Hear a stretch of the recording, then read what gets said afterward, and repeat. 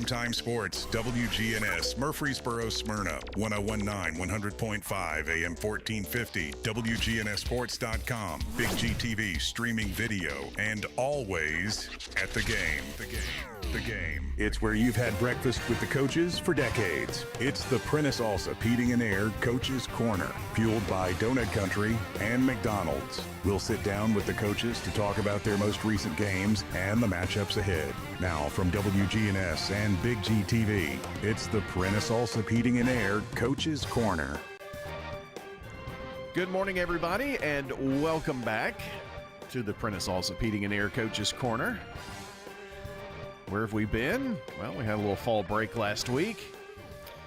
Back at it here for the last, counting last night, 3 games of the regular season, down to 2 now after last night's results on the October 17th Friday night football. Here on the 18th, we're going to be talking about it with the coaches.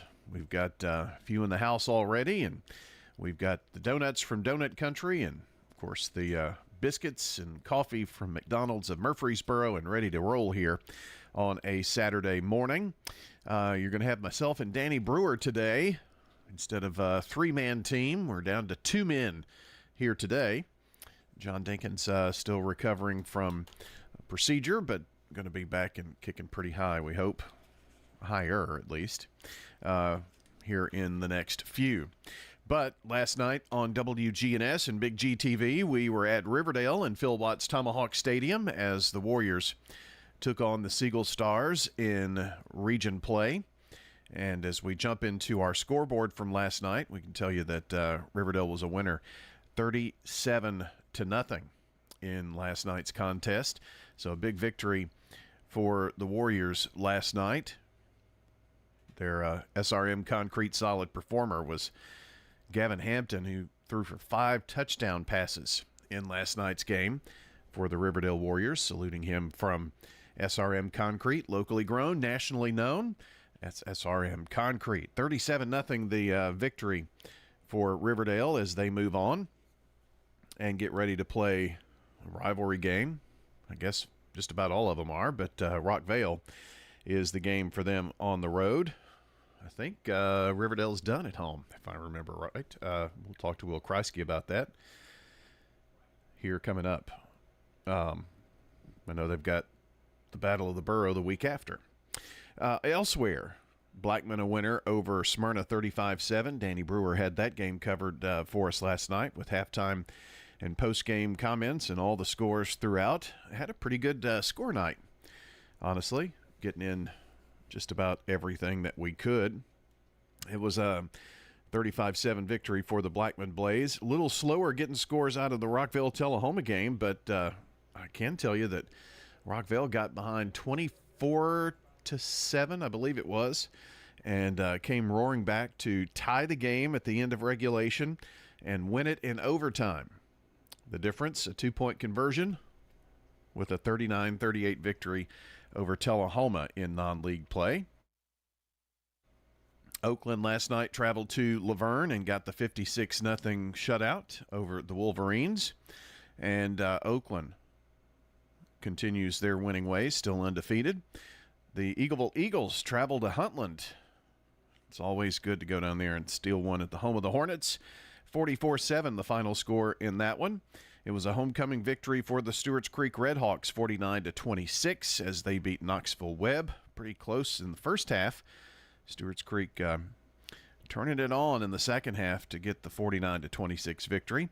MTCS, it wouldn't be an MTCS football Friday night without having a close game. It was score for score. I think maybe MTCS had a 2-score lead at one point. I know that they were up by 1 score when Tipton Rosemark tied it and then took a 7-point lead. So then MTCS came back and scored the last 2 touchdowns of the game and win it 35-28 on the road at Tipton Rosemark. That's up by Dyer County. So they've been to that end of the state. They've been to Johnson City. They've got a game in Asheville, North Carolina next week. So Road Warriors for sure. PCA was a winner at home over Providence Academy. So Providence Christian Academy beats Providence Academy 49-14. So that's the scoreboard from last night. Coming up this next Friday night, we're going to be at the Smyrna-Laverne game. It's been a bit since we've done that one. So Smyrna versus Laverne. It'll be at Robert L. Rake Stadium on SRM Field next Friday. Oakland will host Stewart's Creek. It's Rockvale taking on the Warriors at home. Siegel will host Blackman. Eagleville goes to Zion Christian Academy. MTCS at Asheville, North Carolina at Asheville Christian. And PCA travels to Concord Christian in a huge matchup. If they win that game, that's going to set up the MTCS PCA game, the final week, the final game of the regular season for a region championship, it looks like. Well, I'm going to hang in here with you for the first leg of the show. Then Danny's going to bring you the second half this morning on the Prentice Allsup Heating and Air Coach's Corner from WGNS Murfreesboro, Smyrna. We kick off the conversation next right here, so stay with us wherever you're listening on WGNS Radio or watching on Big G TV.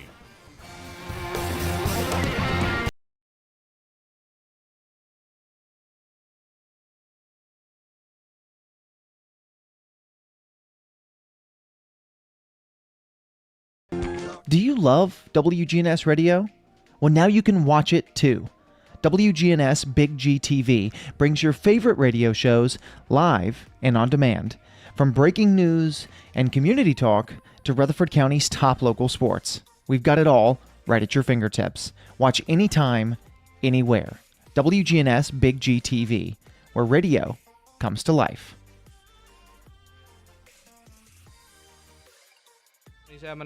If you need concrete work done, who would I call? Dan France Concrete. Here's why. He's local. He attended Walter Hill Elementary, Oakland, and MTSU. He served our community as a school resource officer for 9 years, and he's involved in the community. This is Dan with Dan France Concrete, wishing all Rutherford County student athletes a great season. Study hard, play harder, and be safe. Dan France Concrete is a licensed and insured residential and commercial concrete construction contractor serving Middle Tennessee. Check out danfranceconcrete.com online to see some of their work.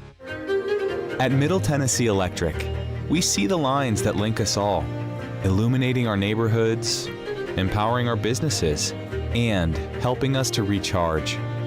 Because we believe in the power of good energy. Whether it comes from our grids, the sun, or a kind heart. And as your family and our region continue to grow, you can trust that we'll always be there for you. Middle Tennessee Electric, bringing good energy. True Blue Raider fans don't settle for just any gear. They shop at Raider Tees, specializing in Middle Tennessee apparel and accessories. No distractions, just pure Blue Raider pride. From t-shirts and hoodies to decals, stadium chairs, and exclusive designs you won't find anywhere else. We've got it all. Stop by 111 East MTCS Road right across from MTCS and gear up today. Raider Tees, bigger, better, and go blue. You in a hurry for dinner? Well, we've made it even easier to order online at sirpizzatn.com. Tap the location nearest you and begin your carry-out or delivery order at sirpizzatn.com. You can choose from our full menu, and we'll take care of the rest. A Queen's Feast is calling my name. Order Murfreesboro's favorite pizza online at sirpizzatn.com. Sir Pizza, you made me love pizza again. It's the Prentice Allsup Heating and Air Coach's Corner, fueled by Donut Country and McDonald's on 101.9, 100.5, 1450, wgnssports.com, and Big G TV. Our coverage here, the Coach's Show, brought to you by Edward Jones Financial Advisor Lee Colvin, who will work with you to develop a complete tailored strategy to help you achieve that is, your financial goals. Find out more about Lee online. Search him up, Financial Advisor Lee Colvin. No need to search up much information about the Warriors because they had a big win last night, 37-0. We had it covered last night. And, fall break, kicking off some rust. But I guess, late first quarter, took a little bit, but got in the end zone and went on to a big win over Siegel. Yeah, I was frustrated after the first two drives offensively. We moved the ball well. Elijah Reams had a great kickoff return to start the game. Kids were excited. I think that's the most excitement, energy we had to start a game all year long. And I think it was due to senior night. Those kids, the senior class has an opportunity to win more games than I've been able to, since I've been a part as their head coach. The last year's senior class won 27 games, and these guys are at 26 games. And I was really proud and just how they've handled things and been a part of things. And, last night was senior night, and it was special for them. And, I told them at the end of the game, take pictures, stay on the field, enjoy it. Because, these parents have done a lot of sacrifices for these kids. And Miss Wyatt did a good job putting on senior night. And, I just wanted them last night after the game, just sit around, take pictures, enjoy it, and be a part of it. Because it's maybe the last time they're ever stepping on the field, in a Riverdale uniform. And but it was special, and again, Elijah started off well, and then we got stuff on 4th down on 2 back-to-back drives, and then we finally settled down and played. I told the guys, I just went over and said, calm down. They're trying to score every play relax. Yeah. They were doing way too much. It's almost like the hitter coming up at the plate in baseball and wanting to hit a home run every time, right? Yes, yes. And so they wanted to score every play, and once they settled down and started playing, things started going our way. Defensively, our guys did a great job. I think we held them to 1 first down in the first half, and I was proud of Coach Rell and his staff and getting those guys ready. But the key was Aiden Emmons. Aiden Emmons was back, and he played really exceptionally well last night. On both sides. Yeah, Coach Barnes got him in on a package and threw him a touch. Coach Barnes does a great job. He did that to JoJo Smith last year, get him a touchdown. And Coach Barnes throws those guys, defensive guys, a bone. We don't ever even discuss it, and he does it, and I appreciate Coach Barnes doing that. That says a lot about him, his character, and what he's about. Coach Barnes is a total program guy. It means a lot to those defensive guys for one of them to get in the end zone like that. Kind of talk about that play, because that was interesting. It took me a minute to find out, these new lights, and you get in the corner of the end zone. Sometimes it's hard to see and see a number, Yeah, I think somebody said, why did he throw it to Tally? And I'm like, that wasn't Tally. That's supposed to be the guy Aiden. So, it was good. It was a different package we put in, a heavy package. We've ran it ever since he's been there. And Aiden just, Gavin acted like he was going to sneak it in and then step back and threw it to Aiden and, caught it. We've done that before with JoJo, Aiden, Caleb Herring, Yeah. So again, Coach Barnes does a good job making sure those guys are bone once a year, and it was special to see that. Well, you mentioned Gavin. I talked about him, just solid, and it's been a few weeks since we've seen him. Boy, he has really grown up a lot through this season and just gotten comfortable with the program and what you want from the quarterback, and just really running things for you. Yeah, he's doing a great job. Coach Barnes is really hard on him and coaches him really hard. But also, he does that because he wants to make sure he's prepared for the next level. And Gavin responds well. He doesn't get upset, doesn't get negative, and he responds. Gavin had a tough week of practice. It wasn't one of his better weeks of practice. And Coach Barnes let him know that. And Gavin will tell you that. But, you saw how he responded last night, and I was really proud. And he never got frustrated. And, after the first 2 drives, Coach Barnes was getting on him. I just walked by him and said, I love you, man. You're going to be all right. And, he was. They settled down and they played. And I was really proud of his maturity and his leadership, because not many guys can handle those types of situations. They get frustrated and want to point fingers and blame others. And that's not what this group's been about. And that's what I'm most proud about this group. When things go wrong, they're not pointing fingers and blaming each other. And that's been good to see. If you can get that team concept going into the end of October, early November, the good things can happen. There were a couple of times, one in particular, we won't go into details on it, but I saw that you were a little upset on the sideline once or twice. But that's what I wanted to talk about, is the holding accountable. Maybe it's Coach Barnes and you're the one that goes by and says it'll be all right, or maybe you're the one doing a little chewing and somebody else has to do that. But you and your coaching staff, how to get the kids to respond, it sounds like. Yeah, I think we do a good job as a staff. There was one time I was going to get some kids, and I saw 2 other my coaches getting after them. Our kids, again, they were very, very emotional last night. Yeah. And I don't know where. I'm proud, but some of the extracurricular got out of hand at some, and they got penalized, and they should have been penalized, and they're gonna have their punishment on Monday, and they know it, and we let them know, and then we come back and hug them, and tell them, hey, we got to grow from this, and they got too involved in the moment with senior night, and wearing the all black, that's special. Tom Nolan started that blackout and blackout pep rally and big party. He had a big party on the blackout senior night. I mean, that's just who he was, and and these kids have carried it on for him, carried that tradition on, and they were jacked up and they were having fun. But you won't. I mean, sometimes we get too serious.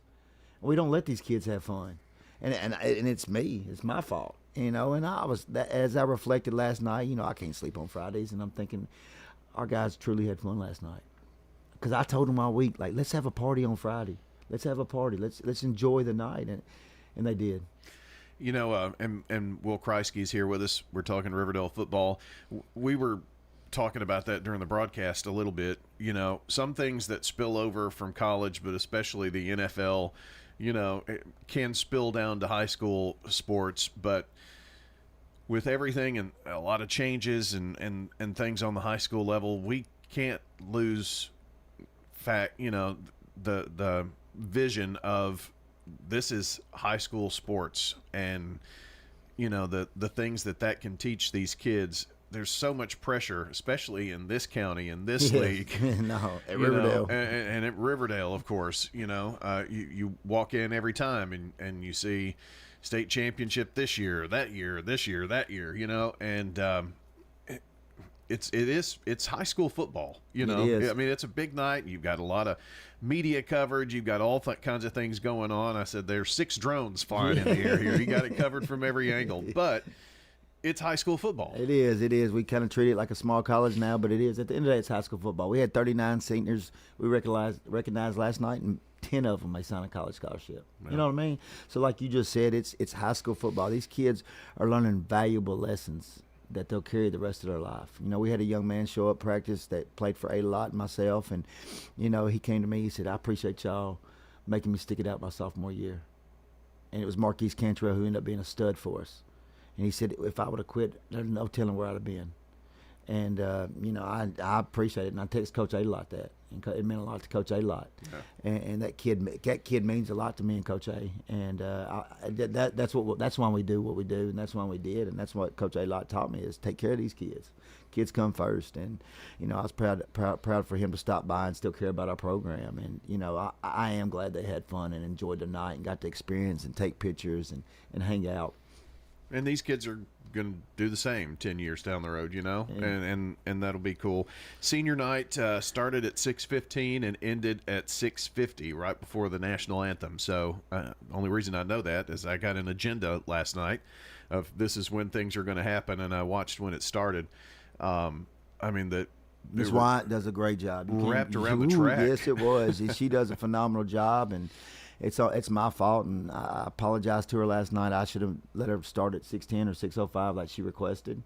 I'm a routine guy, and I've started at 6:15, and I apologize to her. And she does a phenomenal job, and I can't thank the hours she puts in to make sure senior night goes well and everything. And if I should have done a better job, and that was on me for not letting her move it up. And I apologize, and I apologize to the parents and everybody for not moving up that time, but again, I'm glad everybody got to enjoy it. And the thing that was disheartening last night was Aiden Rivas. Rivas joined us late last year after soccer season and wanted to kick, and he unfortunate situation happened last night, and he tore his ACL and MCL. And Aiden's a phenomenal kid, and Aiden's fit in our locker room, and Aiden has just grown up, just being around football. Football has been good for Aiden Rivas. Aiden Rivas is going to go on and have a successful career in life. He's a highly intelligent young man, and he's scored very high on the ACT, and he's just out there having fun. And it's devastating for something to happen. What's crazy? It was so fluke how it all happened and went down too. Yeah, the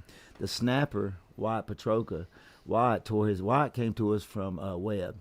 And, everybody knows the story about Webb shut down and everything. And Wyatt came to us, and Wyatt was playing, 2-year starter at Webb. Well, now he's behind, Aiden and Thompson and, just playing. Well, he tears his ACL in the Blackman game. So Dr. McKissick allowed him to snap last night, and that meant a lot to his parents that we let him snap. You know, and I appreciate Cooper Dees not getting upset and letting him get a few snaps last night, because Cooper's a senior also. Yeah. But that shows, man, the team concept we have. And Cooper was like, "Coach, can he go yet?" Because I was like, "Guys, I'll tell you when," because I was nervous anyway. And then Cooper kind of, "Coach, he's going in." I said, "All right, that's fine." And Wyatt got to do some snaps, and Aiden got, and Aiden, when he was laying on the ground first, he said, "My mom's going to kill me." And I said, "Well, she's going to kill me also." I said, "But you made it, Aiden. You made it." And he smiled. So, prayers go out to him and his family and the situation he's about to be dealing with. Yeah, I watched, when the kick's going through, I'm watching, and I look back over and I see him laying down, but I did go back and watch it last night. And, just that whole series of things. Miles had to come out because of equipment issue, and it was just, he came in all of a sudden. You could see, your special teams kids all cheering. Yeah, I mean, everybody was so excited. Yeah. Aiden was coming in. Everybody was fired up. The whole field goal unit was fired up. Aiden was coming in, and it was a special moment that ended up being devastating, you know, and it crushed. And, Coach Ernie Rivas has been at Riverdale since early 2000. And, and I hugged him last night at senior night. I said, "Man, it's the first time you've stepped on this field as a parent, football parent." I said, "You've been here for a long time, man." I hope they were able to at least enjoy part of the night. I know the end of the night wasn't so pleasing for them, but, I just hope they got to look back, and hopefully they're grateful for the moments they got to cherish there at Riverdale. Well, you're done at home, at least, unless there's a playoff something down the road here, because the next two are on the road, and next one is, you've got two big rivalry games. Yes, I do. With Yes, Rockvale, we do. and then we won't even talk about the next week just yet. No, but Rockville's huge. Rockville's getting better every week. Coach James Counts is doing a phenomenal job. We've known each other for I've known him my entire life, and I know what he's about. And my brother and I's coaching philosophy came from his dad. We lived in the field house with his dad growing up and spent many hours. So they were the relationship we have with kids, the relationship we have with our coaches, how we coach our kids, all originated from James Sr. Everything we do in our program started off and originated from James Sr. And, we've played Coach Count's teams the last 2 years. The kids, he's a great motivator just like his dad. And he's going to have us ready to play. He's going to have those kids ready to play and fired up. Well, good luck on the road at Rockvale, and enjoyed the hospitality last night, and we'll see you next Saturday morning to talk about what happens in week 9 or week 10, but 11 weeks. It's weird. It's gone by fast. It's gone by way too fast, but I appreciate everything y'all do. Thank you. Appreciate it. That's Will Kreisky joining us this morning on the Coach's Show, brought to you by Lascassas Feed Supply, locally owned and operated by Coy and Jennifer Young, specializing in animal feed.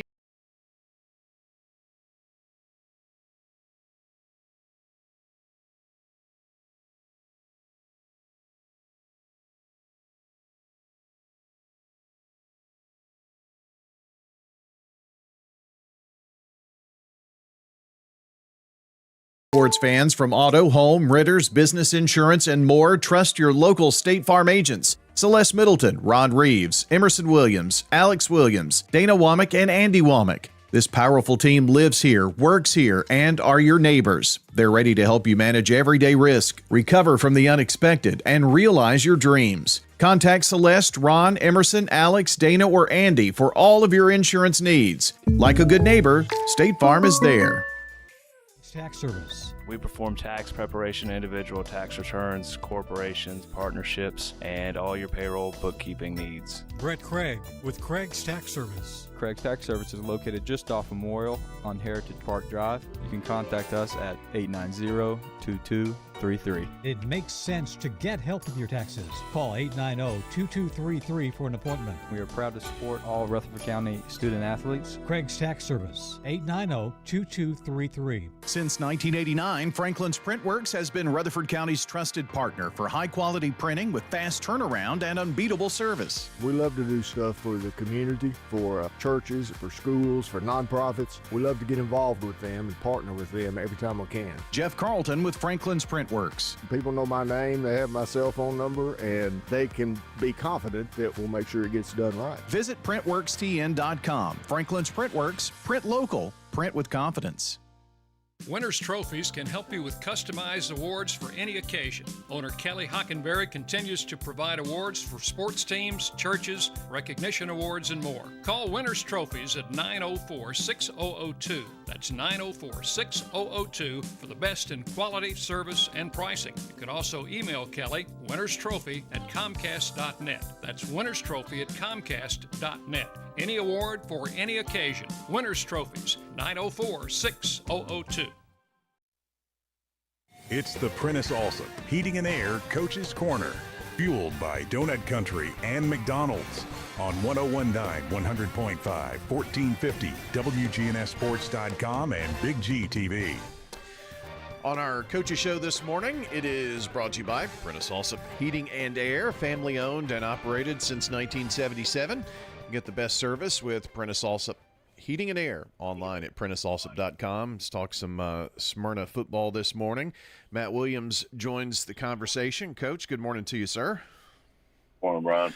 Are you watching any football today, going somewhere today? I mean, what is your Saturday looking like so far? I just stepped out. My son, Keller, is in town. Got to come home for the weekend, and so we just had breakfast together and got back in the truck to do this radio show, and I'll get into some film, and hopefully later today, hopefully get to watch Tennessee-Alabama game tonight, and get to watch Arion Carter. We got a few kids playing today.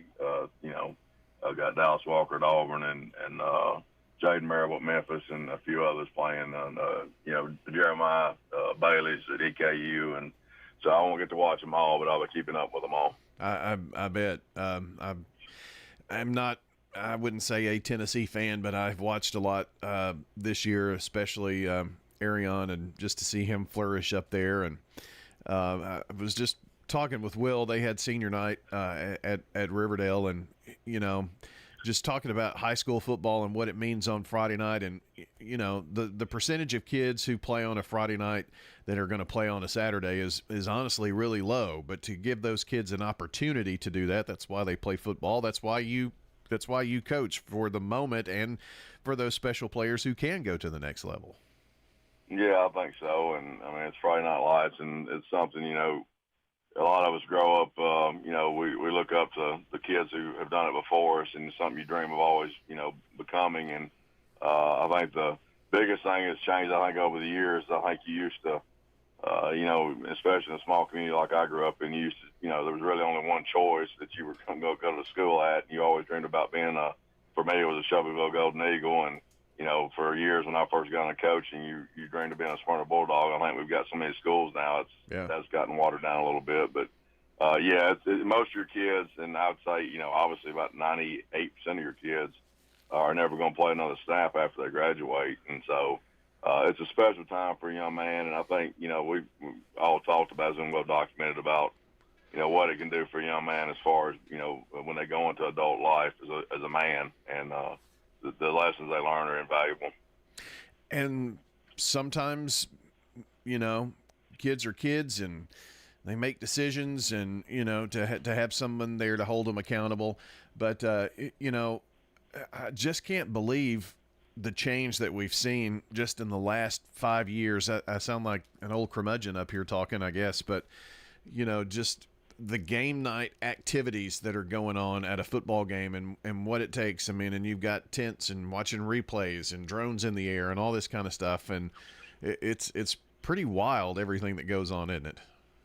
Yeah, it is. It's come a long ways. You think about when I first started as an assistant, one of our primary jobs was getting the cable rolled out for the headsets on the sideline. You had to plug it into that box, and you had to string it down from the back, or, hang it down from the back of the press box. Trying to figure out a way to run it to the sideline. It's gone from that to everything's wireless, and the TV stuff is pretty cool. And last night we didn't have that. We've got that's one thing that really hindered us last night. We had no sideline replay, and that was not good. And sort of it's funny that hinders you that much, because I think about how many years we didn't have that. But now that you get used to it and you don't have it, you sort of freak out. And last night that was a problem for us, and really the last 2 weeks we've not had any real sideline replay. So, hopefully we can get that rectified, because that didn't help us much last night. Yeah, the Coaches Show used to be a place back in the day when we met at a Shoney's, because it was by an interstate, it was the place where coaches would trade VHS tapes. So, you know, we definitely have come a long way in that. Well, last night, first time that you've played Blackman in a few years, I think, isn't it? Yeah, I think last time we played him out of our region was when Kit was there. So I don't know how many years it's been. I don't think it's been terribly long. It hadn't been too long, maybe yeah. 4 to 6 years, something like that. But yeah, we had played him through those stretches there, and they played him pretty consistent. I think it was just the last few years that we hadn't played him. Yeah. Well, boy, I tell you, things just kind of snowballed. It happened so quick, and all of a sudden you blink and look up, and you're down by 3 scores at Blackman. I know that's not the start that you wanted last night. No, I mean, our first 2 offensive possessions were disastrous. We turned the ball over inside the 20 the first possession. We had a little, midline play. Quarterback went to pull the ball, and the exchange was bad, and we had a fumble, and they got the ball, and they were punched in to go, put 7 on the board. And then we had a pass protection that was called wrong on a play-action play, and they blitzed and hit our quarterback, and he fumbled, and they obviously got another short field. And you just can't do that against really good football teams. Blackman's, I knew coming in this game it was going to be a tall challenge for us, because I think up front, especially on defense and what they do defensively, their defensive lineman, especially number 5, he's a man-child. I mean, he is a player, and the rest of our guys do a super good job up front of causing problems, and they did that last night. I thought their linebackers played really well too, and we didn't do a very good job blocking them. Obviously didn't do a good job protecting the football. We had 3 turnovers, and I don't care who it is. You turn the ball over 3 times, it's going to be really hard to beat anybody that way, and especially a team like Blackman. And hats off to Blackman. They were a better football team than we were last night, and from outside looking in, probably we looked way overmatched, and that's the way it was. And I think the disappointing thing for me as a coach, I've got to figure out, because it's on me, and anytime we lose, it's on me. I got to figure out how to get our kids where they're not, the moment's not too big and they don't feel overmatched. And I will say, we did have some sophomores last night that, you don't necessarily want to have to play sophomores. We got some sophomores playing in certain spots, and I think they play like sophomores. I think they made sophomore mistakes, and that was part of our deal. And their receiver, number 8, who's a special player, he made us look foolish at times last night, and so we got to find a way, coverage-wise, to do a better job. I was proud of our defensive front. I thought for the most part we were really tough and stiff against the run when not put into a terrible position. But I've got to figure out as a head football coach how to get our team back on track. We know we've still got a chance to make the playoffs. That's still there for us. And, we'll find out how bad our kids want on Monday and the attitude they come back with to work on Monday. We're talking with Matt Williams this morning, the head coach of Smyrna High School. From a game standpoint last night, defensively, I thought we would make Jerry Martin, our SRM Concrete solid performer, had 4 tackles, 2 of those for loss, had a sack last night. There's not much give up in that kid. No, I mean, every week, I think he gets mentioned, and there's a reason. I mean, he's a big-time football player. He is not getting as many looks as some of his, cohorts just because of his height. But, I mean, he's that guy that, like, I tell people it's sort of like in the pros, I guess you could, like Aaron Donald. Yeah. Aaron Donald was not a huge guy. He was just an animal, and that's sort of what Jerry is. And I've never coached a kid. I've coached kids with great motors, but I don't think I've ever coached a kid with his motor. And he's such a strong, explosive kid, just a special player. And I thought we had some other kids on that. I thought Zarin Butler at times flashed last night and did some good things and played really hard. He's played really hard for the most part every week. And I thought Dalen Sanders did some good things. And, offensively we struggled at times. But, I was proud of our young kids that came in. Our offensive line, our second O-line came in late. Tristan Davis is a senior wide receiver that's played for us. I think he had his first varsity touchdown last night, if I'm not mistaken, and I was able to catch a touchdown there late. So it was good for those things. I think you got to look at the positives and try to pull positive out of these situations. It's not all bad. And, I think we got some kids, some meaningful snaps late in the game, and it's not the situation you want to get that in at all. But, I'm just trying to look at the positive a little bit. Well, Matt, you are going to end the regular season with a couple of home games, and I'm sure you're glad to have the gates for both of your 2 big rivals. Well, I mean, every week's a rival game, I guess, in Rutherford County, but your biggest, longest rivals here, Stewart's Creek in 2 weeks, but Laverne this next Friday night.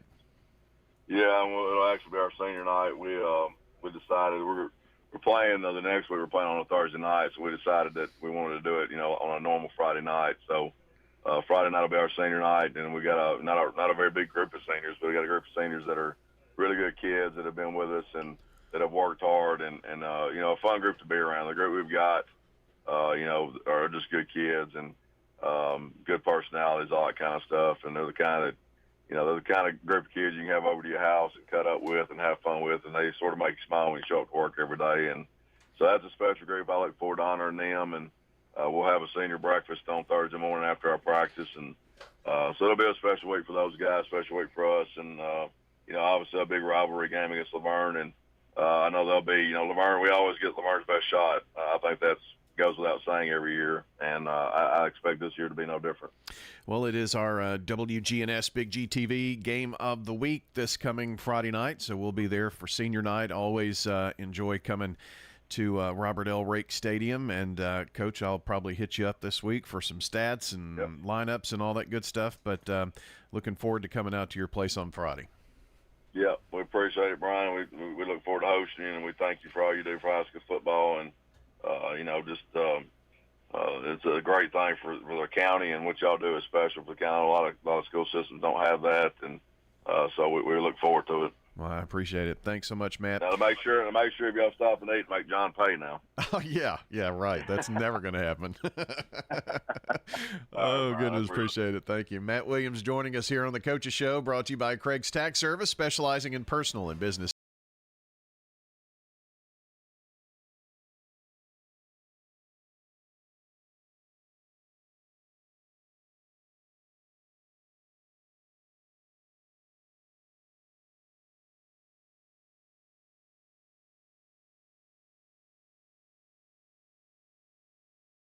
When the weather turns bad, minutes, even seconds matter. This is an early heads up for southern Rutherford County. Rutherford Weather brings you live radar and expert meteorologist insight, giving you the early heads up when storms threaten. A lot of areas are going to see some impacts from this storm. From analysis to live camera views, we keep you informed before, during, and after the storm. I think the vast majority of the hail with this now is going to be quarter to perhaps golf ball size. Rutherford Weather.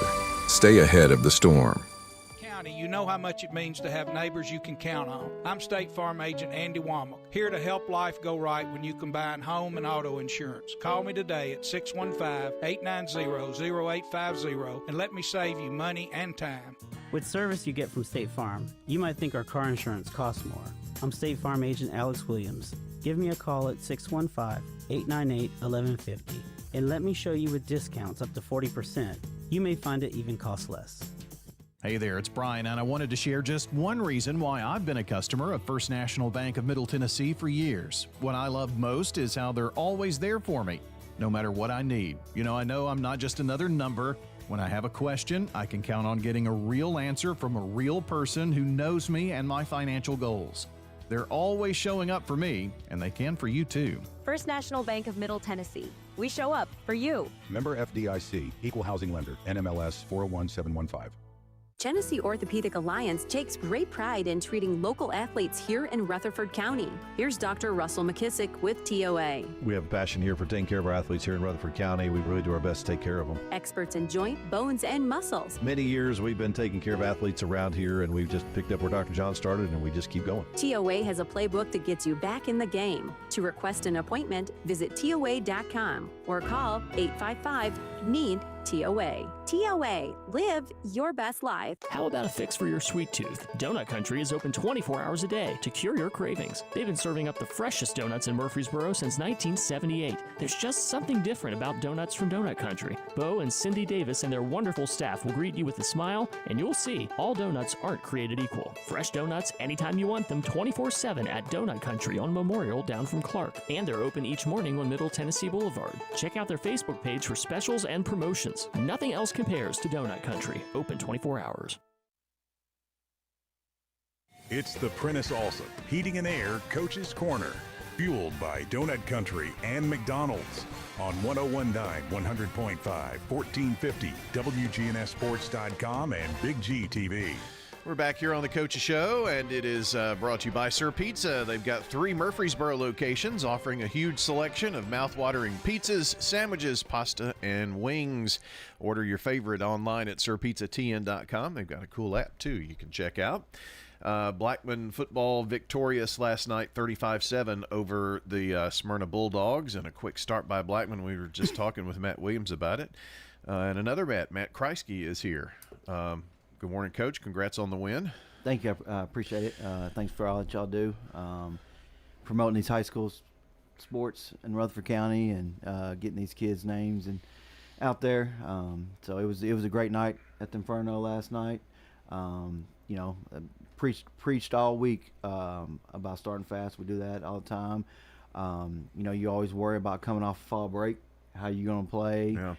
Week off. Us as coaches don't like a week off. I thought we had 2 really good practices over fall break. Come back. I didn't think we started off the week well. I was a little concerned. Thought we finished out the week pretty good, and then last night, as a coach, I always worry. I'm thinking about every little thing, and I didn't think we were warmed up with the energy that we've had in the past, and the energy and the excitement. I don't know what it was. I don't know weather change or what. So I was really uptight. I was really, really worried, and I guess when we got up 21-0, I had a couple kids come up and laughing because they knew I was stressed out and said, "How you feeling now, Coach?" But yeah, kids did great. I thought defense played well. Really, really impressed with defense. Like you said, they gave the offense a short field a couple times. So when we get a short field like that, there's no excuse not to punch it in. Thought Javion had a great game. Was not mistaken. Is it 5 for 8? Was he 5 for 8? I saw 5 for 7. 5 for 7. Almost 180 yards. Yep. 2 of those was to Brylan. Brylan's had the past 2 weeks has 2 really, really great games. What's special about him is he not only catches the ball, can make people miss and yards after catch, but his blocking makes him pretty special. You see his highlight film, not only his catches but also his open field blocking is too. Does well. So did a great job there. Sophomore Bryson Mitchell had a big catch. Really proud of him, and as a sophomore, he's coming along. He's not at this time of year. He's not playing like a sophomore anymore. So really, really impressed with him. And our offensive line. One of the things we stressed this past week was our pass pro. I thought the previous 2 games we didn't do a really good job pass pro, especially on down and distance long situations when we knew they were going to be blitzing. I thought we gave up some. We didn't do some things that we were doing earlier in the season. So we really spent some time over fall break and this week trying to fix that. And so we thought they did a good job picking up that, and our pass protection was better. We've got to continue to build off that as we move forward. Wanted to make Brylan Odor our SRM Concrete Solid Performer for you last night. He made the most of his 2 catches, 2 receptions, 102 yards, 2 touchdowns. That is a stat builder, I guess, right there. And it is, and we try all week. Every week to get the ball in his hands. We know that if he catches it, no matter where it is, good things happen. Yes, sir. He has an opportunity to score, and he showed that last night. And that's our entire receiving core with Brylan, Kari Dixon, Bryson Mitchell. Those guys that we have out there can catch the ball and score it at any time. It's a special group that we have this year, and we got to continue to get to the ball and give them the opportunity. Each and every week. You hate to say this, man, but losses teach you a lot of things, and I believe the one that we had this year really taught us a lot about some things that we need to do and the adjustments that we need to make. We got some really great kids, and sometimes us as coaches make the game harder than what it really is, and so that's losing a game really helps out at coaches and us as we prepare and plan. So you always hate to lose a game, but it really helped us as an offensive staff go back to the drawing board and get some things corrected that we needed to get corrected. Man, I want to go back to something you said just a second ago about, couple of days you didn't have the greatest practices. There are some weeks that you go into a Friday night knowing that it's going to be an uphill battle just the way things went in a practice. But then there are some weeks where you go in and it could go one way or another, and you are a little surprised. I mean, every week has got to be different. It is. You're dealing with 15, 16, 17-year-old kids. They've got a lot going on. We had ACT this week, so that a lot of the seniors were taking the ACT. We had other tests going on that day, so the entire schedule on that day was different. But and like I told them, we didn't have a good practice that Tuesday after the ACT, and I told them like everything's not going to be the same. Everything that you do in life is not going to be the same. You're gonna be throwing a curveball every now and then. How are you going to handle it? And that's my biggest thing with these guys. When something comes at you, how are you going to handle that situation? How are you going to be able to overcome that adversity? I said we had just a little thing as an ACT on Tuesday, and we didn't know how to handle to finish out the rest of the day after the testing, and then come to practice. Little things like that you've got to figure out, so when the big things occur, that you're able to handle them and know how to attack adversity head on. And I guess this is kind of the philosophy show or something for me, but you take those things and you apply them to life. I mean, you go to work, maybe things don't go well at work for your day, and had some deadlines to meet, and we're really just at it all day, and then you go home and you've got wife and kids at home or something, and they have to deal with that. It's just, how do you handle that? Yeah. And that's one thing that sport teaches. Yeah. I try to tell them, after practice Tuesday, it's no different than us having a turnover in our offense and giving our defense a short field. How are we going to handle it? You know, are we going to start pointing fingers, or are we going to lay down? What are we going to do? We got to rise up to the occasion and hit it head on. And that's what I want to teach these guys, not only in the game of football, but the game of life. We got to hit things head on and overcome adversity. Like parents who have to go to their son's football game and that kind of That's stuff. Right. Matt Kreisky here with us this morning as we talk Blackman football. I want to talk about a few more of your kids in just a second, but so I don't forget, you won last night 35-7 over a Smyrna team that's full of tradition. They have possibility. I mean, you're talking about playing a team that could easily make the playoffs in this region. So, I mean, there were a lot of good things that happened for your team last night. Yeah, Smyrna's a really good football team. Don't take anything away from the scoreboard. We were very fortunate of those turnovers and able to get up on them really quick. You could tell once they got settled, once things started going, that they made some plays on us. They've got some guys that can make plays. They play hard. They're a Coach Williams style football team. They're going to be a hard-nosed football team, gritty. Just the ball bounced our way last night, and we were very fortunate. We took advantage of it. And but Smyrna has a chance to make the playoffs in this league. They got to finish out the season, just like all of us. We're all not locked in. So we've got to take care of business the next 2 weeks, and these last 2 weeks are huge for everyone in the county. You've got 2 region games left, one at home and next week on the road. We'll talk about that in just a second, but did want to mention a couple of other kids. You mentioned Javion's fine night. Jabari Kemp, 2 touchdown runs, and Bryson Mitchell also had big touchdown reception. So a big night for Javion passing the ball, too. Yeah, I mean, you look at, our offensive stats, we don't, our rushing yards are not a lot, but again, we had short field. Jabari was able to punch in two really good runs, short runs. But we've got in the backfield, we got 3 guys that are carrying the ball now, doing a great job. Micah Nance, Jabari, and Daniel Smith. Those guys are in the backfield splitting carries, and so they're doing a really good job. And Jabari, we rotate them all equally, and fortunate Jabari was in there on those 2 plays, and he scored. Did a really good job lowering his head and getting in the end zone. And then Bryson, again, he's a sophomore, not playing like a sophomore now. Finally glad that he's kind of matured and grown, and so he's going to be special for us for the next 2 years.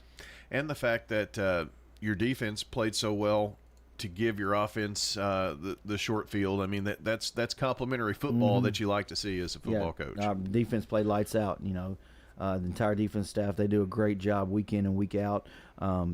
James Stewart had a great game. Really proud of him. Him and Trammell, 2 of our defensive linemen, did a really good job. We got our linebackers, played exceptional. Bowles had a really good job. He's in on a couple key plays. And our secondary with AD did a great job. Trey Thornton, another one, a junior that's played really well for us this year. Really proud of him, how he's come along this year. So our entire defense, at all times, we have 11 guys flying the football, and they're just creating havoc, and they're fun to watch every play because they're jacked up and they're ready to go, and they love the game. They love playing for each other, and it's just they're a fun group to watch. Next week on the road at Siegel. Siegel is one of those teams that still has the possibility. They've got some.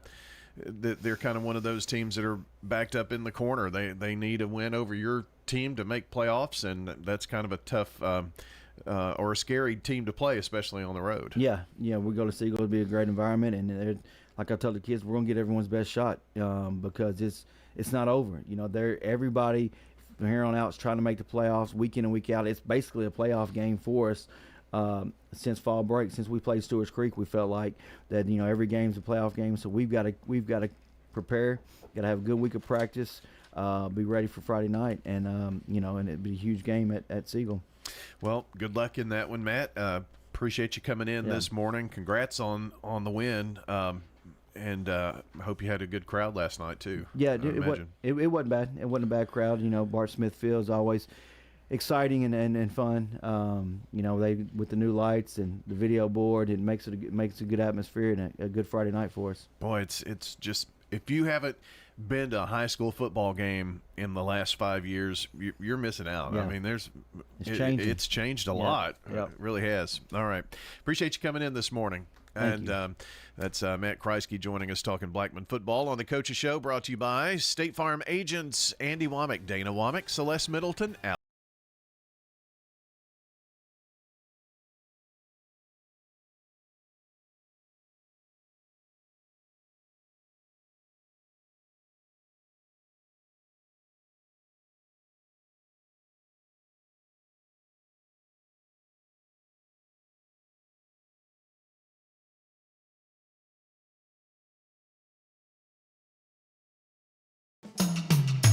Turn to Turner Security. Hey, it's Brian, and we've relied on Turner Security for systems here at WGNS and Big G TV for many years. Their advanced security solutions with real-time monitoring and automation keep us safe. Plus, their expert IT service ensures our tech runs smoothly, from networks, computers to troubleshooting. Their team tailors solutions to our needs, and I highly recommend them for home or business solutions for you. Turn to Turner Security.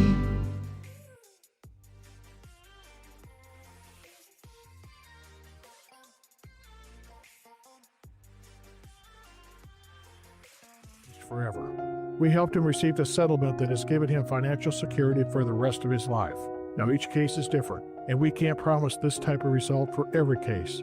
But we can promise that when you hire the law offices of John Day, we'll work hard to help you. If you think we can help, call me, John Day. Hello, this is Coy Young at Las Casas Feed Supply. We'd like to welcome you to our door. Whether you have a quarter acre or several, Las Casas Feed Supply has premium feeds and dog foods you can't find in box stores. Nutrition is our specialty here at Las Casas Feed. Plus, every Saturday morning they have a local producer-only farmers market with fresh vegetables, beef, pork, and more. Customer service and expertise that exceeds your expectations. Family owned and operated by Coy and Jennifer Young, Las Casas Feed Supply on Barlow Lane, just off Highway 96 East in Las Casas.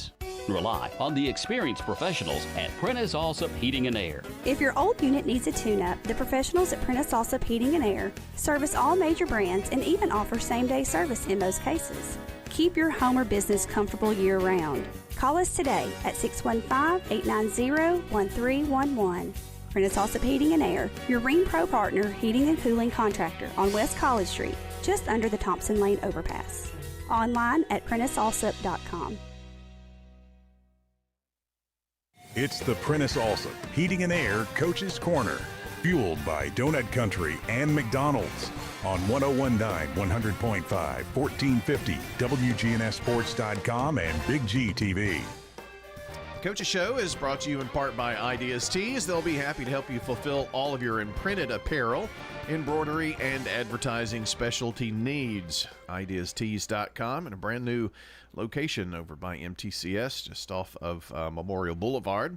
It's time to talk some Wolverine football this morning. Chris Johnson joins us this morning. And, Coach, you had to play the Oakland Patriots, and everybody so far who's played Oakland this year has had the same result. But well, we were in staff meeting last week. We were watching the film this weekend, and we knew this team is legit. I mean, sometimes you look at film and the film can fool you. Yeah. But there's number 14. Is probably the best player I've seen on film all year, and they came out and played like it. They have good players everywhere on the field, and so hats off to Coach Creasy and that team. They're good. We just played arguably. I believe that we just played the state champions. That says a lot. I mean, they're good. Sometimes we see the fact that a team that rolls in and it's the logo on the helmet that sometimes kids talk and they know. There are no secrets in Rutherford County. How did your guys handle that last night, do you think? I thought our guys they came back out in the second half and fought. The first half, it was the things that gets under your skin and a little bit as a coach is there were a lot of individual plays made by individuals on their team, and a guy goes through the line and kind of beats 3 or 4 people and makes an interception, or the guy runs down, one guy goes down and strips the ball and takes it to the house. Those are individual plays that you don't like to see. You like to see the guys fight a little harder and come together as a team. Early in the game, we didn't do that, and before we knew it, we looked up. It's 21-0 in the first quarter off of individual plays, and so the games that have such a quick start like that, it's like you're spinning your wheel here, and then all of a sudden you look up and there can be long faces. So I'm sure the second half effort last night sounds like they didn't let it get to them too badly. No, we came back out. Our defense, did well and got an interception. We actually had 2 interceptions last night. Micah Payne went up and made a great play in the first half and got an interception. Jacoby Miller came back out. I think they ran a screen play and he jumped it and thought he was going to take it to the house, but he kind of cut back and got caught. But they came back out and fought. And so really proud of our seniors. It was our senior night. So really proud of our seniors, especially those guys like Kevin Ruiz and, Micah Payne and Drayton DeMoss and all these guys that have been there and played 4 years. Elijah Miller, Phillips rather. Proud of these guys and how they came back out and fought as a senior to be able to say, hey, I gave 4 years of my life to Laverne High School, and we fought hard. And I told them last night the results weren't what we wanted them to be, but I really appreciated how they came back out and sacrificed and fought. You bring up something really interesting, and for a kid like Micah who or any of the seniors who have been through what the program has, and to still be there on senior night, probably the typical kid may just throw up their hands and say, I'm going to do something else. Yeah, and that has happened. We've had some kids, over the years sure. that I've know of that have gone on to do something else, and these kids are still out here fighting. And let me say, I know people may wonder, like, what is he going to say? How do you come into an interview and talk about what's happening at Laverne? Sure. There's some things that people cannot see. Last night our crowd attendance was phenomenal, and we are where we are as far as no wins, but we're winning in some other areas. To see our tickets and our gate, those revenues are skyrocketing. Support from our community is there. So when we talk about the program, we're seeing a lot of program wins. That's not showing on the scoreboard yet. And here in the days to come, I'll kind of let everyone know like what are some of those things. But we're really, really optimistic about the things that are happening in our program and in our school building, about our football program and our athletics period, that we really can build on. Well, Chris, it's about you have a football event, football night, but there are so many things that go into that. Mm-hmm. I'm sure you're seeing victories, during the weekend practice, for instance. Yeah. When that light bulb finally goes off and kids get it and understand. I mean, there's still a lot about you that they don't know, Yeah. and vice versa. Most definitely. And I mean, to your point, there's, we're still seeing kids showing up and practicing and still engaged. And that's something that a lot of people thought we wouldn't see.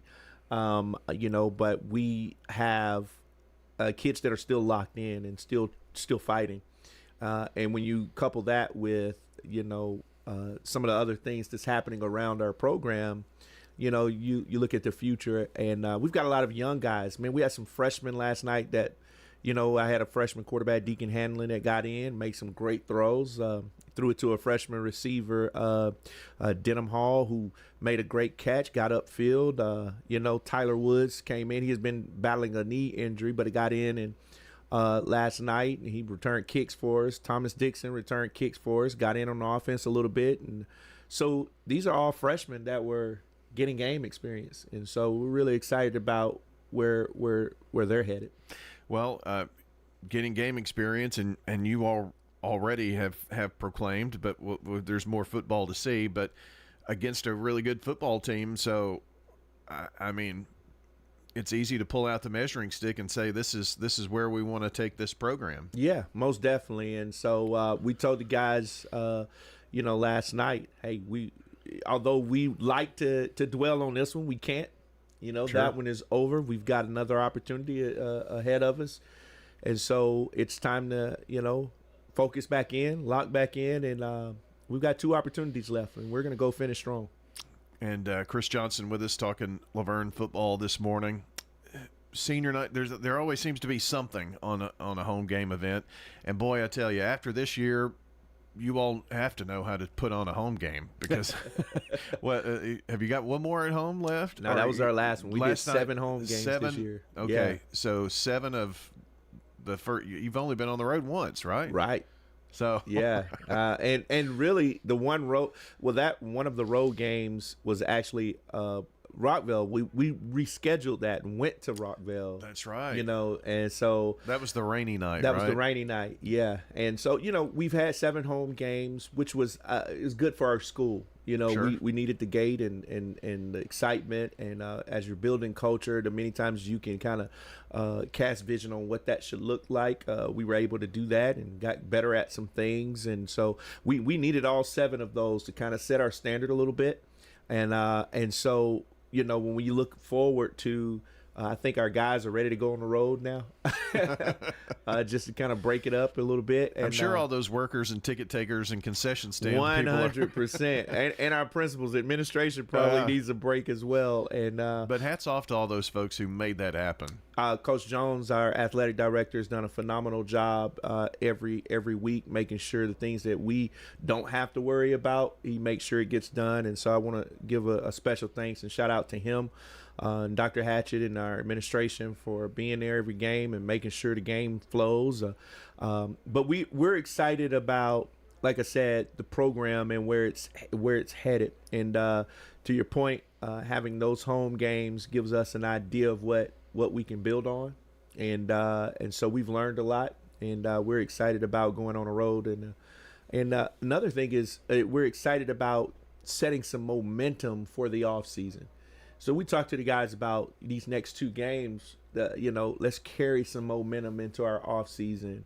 And we really didn't have that last year. My coaches got in about April, And so we really haven't had time with the kids in an off season. And so we're excited about carrying some momentum over the next 2 games for that. Yeah. Well, the next one is always the game that Smyrna circles on their list of games, and so do everybody at Laverne. I mean, it's the battle of Sam Ridley, I guess, or whatever you want to call it. Well, I'm learning some of the steep traditions and history of the community, and from what I've heard and what everybody's telling me, this is a big game. And from my understanding, I don't think Laverne has beat Smyrna in the past 29 years or so, and so this is a big game for our school and our students, and hopefully we can go out there and make history. Well, it will be almost like a home game. You just drive on the other side of from Sam Ridley to Lee Victory. Yes, sir. Right? Yes, sir. It's almost a home game, and the kids know each other, and I think that's the thing. A lot of these kids grew up together, and they all went to middle school or elementary school together. We've got guys that are already kind of talking back and forth, so it's going to be fun. Well, we're going to have that as our WGNS and Big GTV broadcast, Friday night broadcast, and looking forward to seeing your Wolverines next Friday at Smyrna and broadcasting the game, and see you back here Saturday too. Yes, sir. Thank you so much. All right, thank you. That's Chris Johnson joining us here on the Coaches Show, which is brought to you by Dan France Concrete, a licensed and insured residential and commercial construction, concrete construction.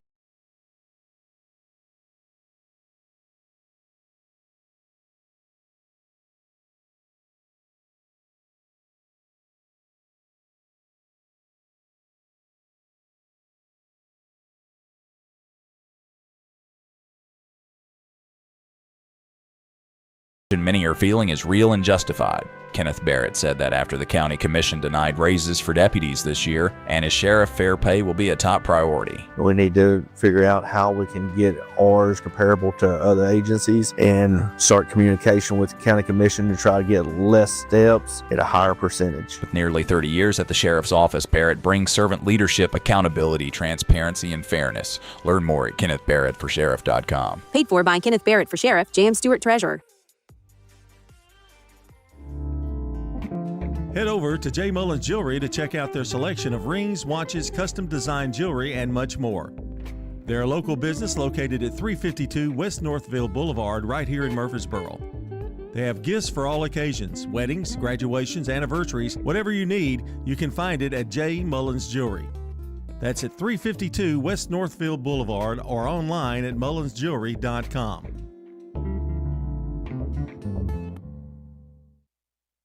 Craig's Tax Service. We perform tax preparation, individual tax returns, corporations, partnerships, and all your payroll bookkeeping needs. Brandon Craig with Craig's Tax Service. We fulfill all your tax preparation needs from individual returns to corporations and handle any of those scary letters you may get from the IRS. Craig's Tax Service at 142 Heritage Park Drive. Call 890-2233 for an appointment. We're proud to support all Rutherford County athletes. Craig's Tax Service, 890-2233. At Dr. Automotive in Smyrna, we're committed to providing local car owners with top-notch auto repair services. With over 2 decades of experience, our ASC certified master technicians are experts in both foreign and domestic vehicles, ensuring accurate diagnosis and timely, cost-effective repairs. From oil changes to major engine and transmission repairs, we've got the cure for your car. Dr. Automotive, keeping your car running smoothly, mile after mile. Visit our website, smyrnaautorepair.com. Fairness and consistency,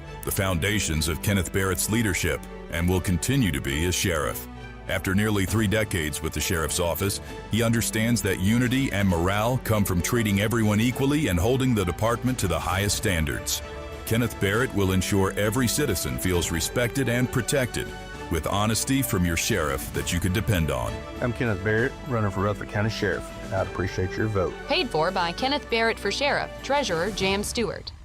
Clark's Auction Company will get you top dollar for your property. Clark's has a team of experienced auctioneers and realtors who make selling your property simple. Whether you're selling your home, farm, or have an estate to settle, auctions are easy, fast, and profitable. You don't have to worry about the hassle of updates, repairs, or showings, and you'll receive multiple offers on auction day. Clark's Auction Company will get you top dollar for your property. Clark's Auction Company, committed to auction excellence. Sold it to you, 27.5.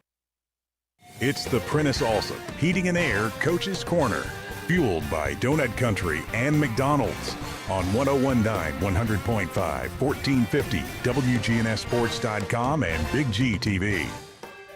The Coaches Show on WGNS Murfreesboro, Smyrna, and Big G TV, brought to you in part by Rick's Barbecue, serving up the best smoked barbecue ribs and many local favorites on Warrior Drive, locally operated by Anne-Marie Brentz and the Lanning family. Time to talk some Oakland football this morning. Kevin Creasy, the head coach of the Patriots, joins us after a road trip to Laverne. And, Coach, congrats on the 56-0 victory last night. Appreciate it. Thank you. You go through games like that. Hopefully everybody comes out healthy. I know you played a ton of kids last night. Yeah, we're able to get a bunch of guys on the field and, had a really good first quarter and got a lead and was able to some guys that hadn't got to play a lot. And then next thing you know, it was on to the next week. And like I said, left there relatively healthy, and it was a good way to kind of knock the rust off after a bye week and fall break and all that stuff. Well, talk a little bit about knocking the rust off. I mean, you do have a week, and how did you handle fall break, and how did you think your kids responded coming back after that? Yeah, we had two of the best practices we had all year during fall break. It was kind of one of those deals where we kind of worked on Oakland. Oakland worked on Oakland, and we got better, special teams wise, offensively, defensively, kind of went back to the basics a little bit, and had good competition in those two practices, and I think we saw a lot of the results of that last night. And you saw some of those kids who typically aren't starters that probably were, in those one-on-one situations and came in to try to show you something last night, because their games are more haggard. We see Justice quite a bit, but several players that maybe you don't see that show up as stat stars. Absolutely. We got some young backs in. There were, probably 8 or 9 different people touched the ball, and had about 4 or 5 different receivers passes. And like I said, it was one of those deals where, Haggard had 4 or 5 carries, had a catch out of the backfield. I think Tut, I don't even think Tut even ran the ball. I think we threw him a pass, and, it wasn't completed. So at the end of the day, those older guys, they kind of knew going into it that we were, going to only have a quarter or two to play with, some of our varsity guys. Let the younger guys play. I've been here 11 years. We've never had a JV game with Laverne, so it was one of those deals where the younger guys got a chance to go to Laverne, which we hadn't been to Laverne since I've been here, and play and get some younger guys in. And to Laverne's credit, I think Coach Johnson's got those guys playing hard. And, they kept fighting all the way to the end and played hard the whole time, and that's a testament to the coaching staff over there. Kevin Creasy with us, Oakland football, SRM Concrete solid performer from last night. I wanted to talk a little bit about Joel Wyatt. We talk about him quite a bit, but just what he brings to you defensively, it shouldn't be overshadowed, because maybe the best part about his game overall, 4 tackles, forced a fumble, had a 13-yard touchdown return, and also blocked a kick. I mean, that's a pretty full night's work on defense.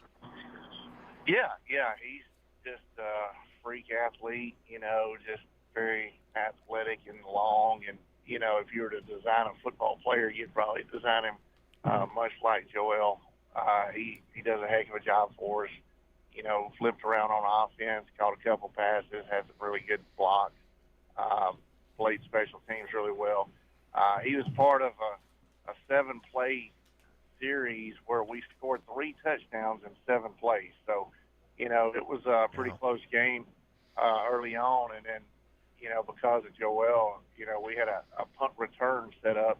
We were going to let those guys kick it and see if we could set up a return, something we worked on in fall break. And, but because Rockville, ran a 4th and 16 fake punt, we still send a guy off the edge. Well, next thing you know, Joel's blocked the punt. We returned it for a touchdown. We kick off, and right after that, he strips the guy on the kickoff and runs it in for a touchdown. So the game kind of got lopsided real quick, and Joel was a huge part of that.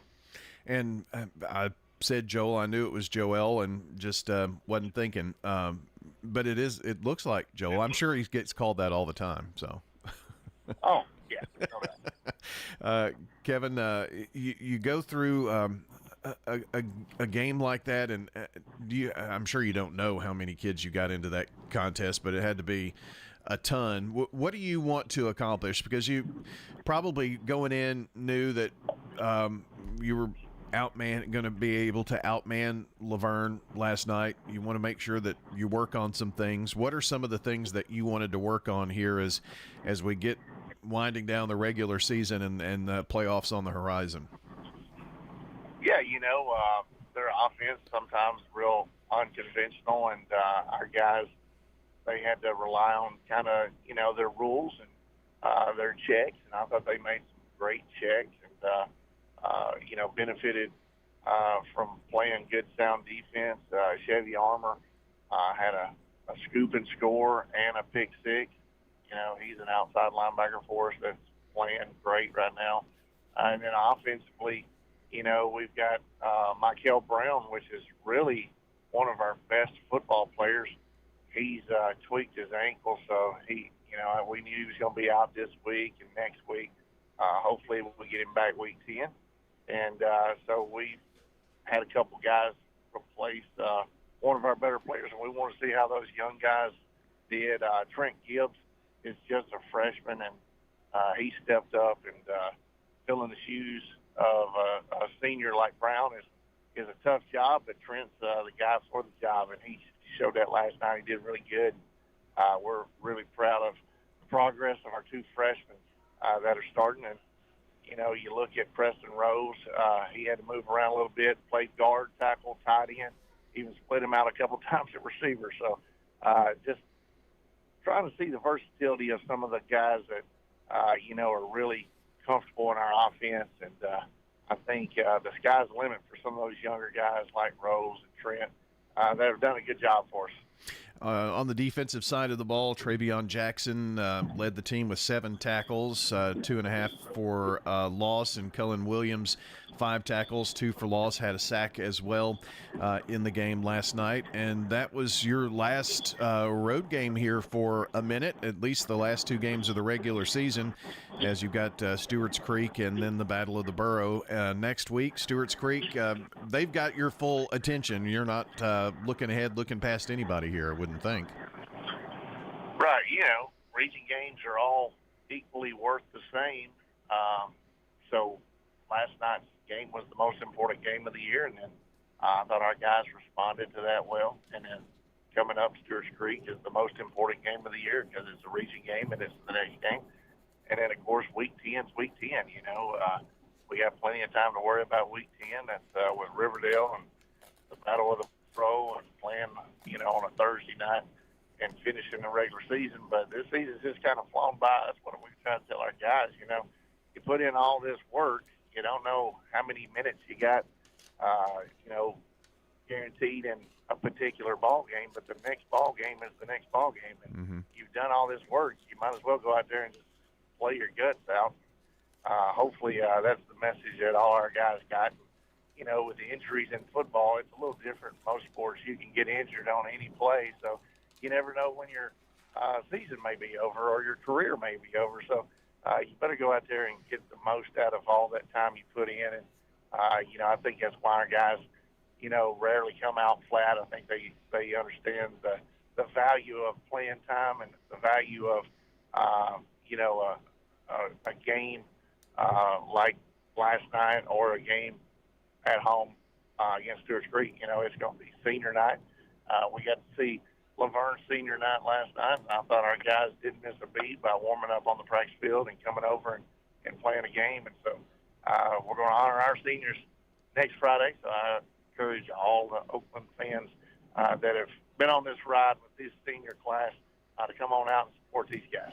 And from what I hear, pretty good crowd on your side from last night. Yeah, you know, you mentioned about kids and not knowing what's going to happen. I mean, we saw it last night. You know, there was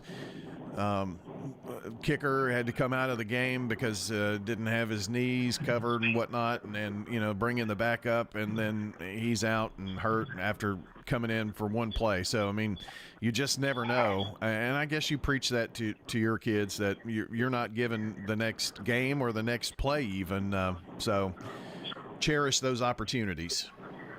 Yeah, and you know, with that being said, you know, it wasn't just you know, young linemen and young backs and young receivers getting in. It was young defensive backs. It was young defensive linemen. It was all three of our kickers got to kick. So it was like I said, a big night for all of them to get some playing time under the Friday night lights. That's a whole lot different than playing, you know, on Monday nights. And so we were excited to get those guys in. And then speaking of Monday nights, there's a big ball game coming up Monday night at Riverdale. It's the freshman county championship, and oh, nice. You know, I think our guys, you know, are fired up to be playing in that. We're a little bit of an underdog. I think we already have lost to Riverdale once, but you know, for our freshmen to be playing in the county championship for how many ever years they've been doing it, they've been in it every year, and this bunch is a bunch of overachievers. Proud of those guys. Looking forward to them playing Monday night. So that's at Riverdale on Monday night? Yep, at Riverdale, 6 o'clock. Two good freshman teams battling it out for the county championship.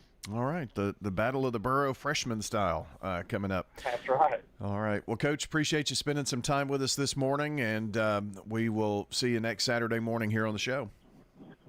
Yep, sounds good. All right, Kevin Creasy joining us here today on the Coach's Show, brought to you by the law offices of John Day.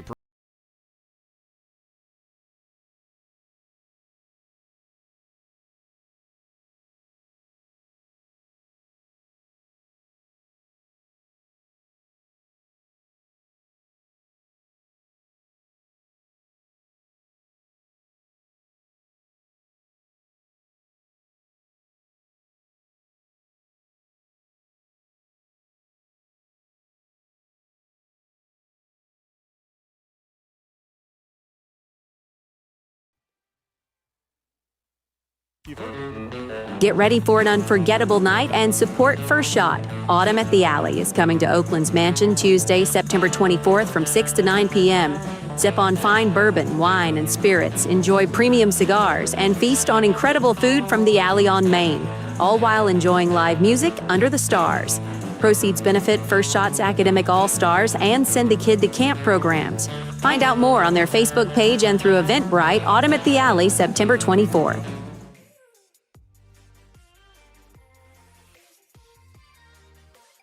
Illuminating our neighborhoods, empowering our businesses, and helping us to recharge.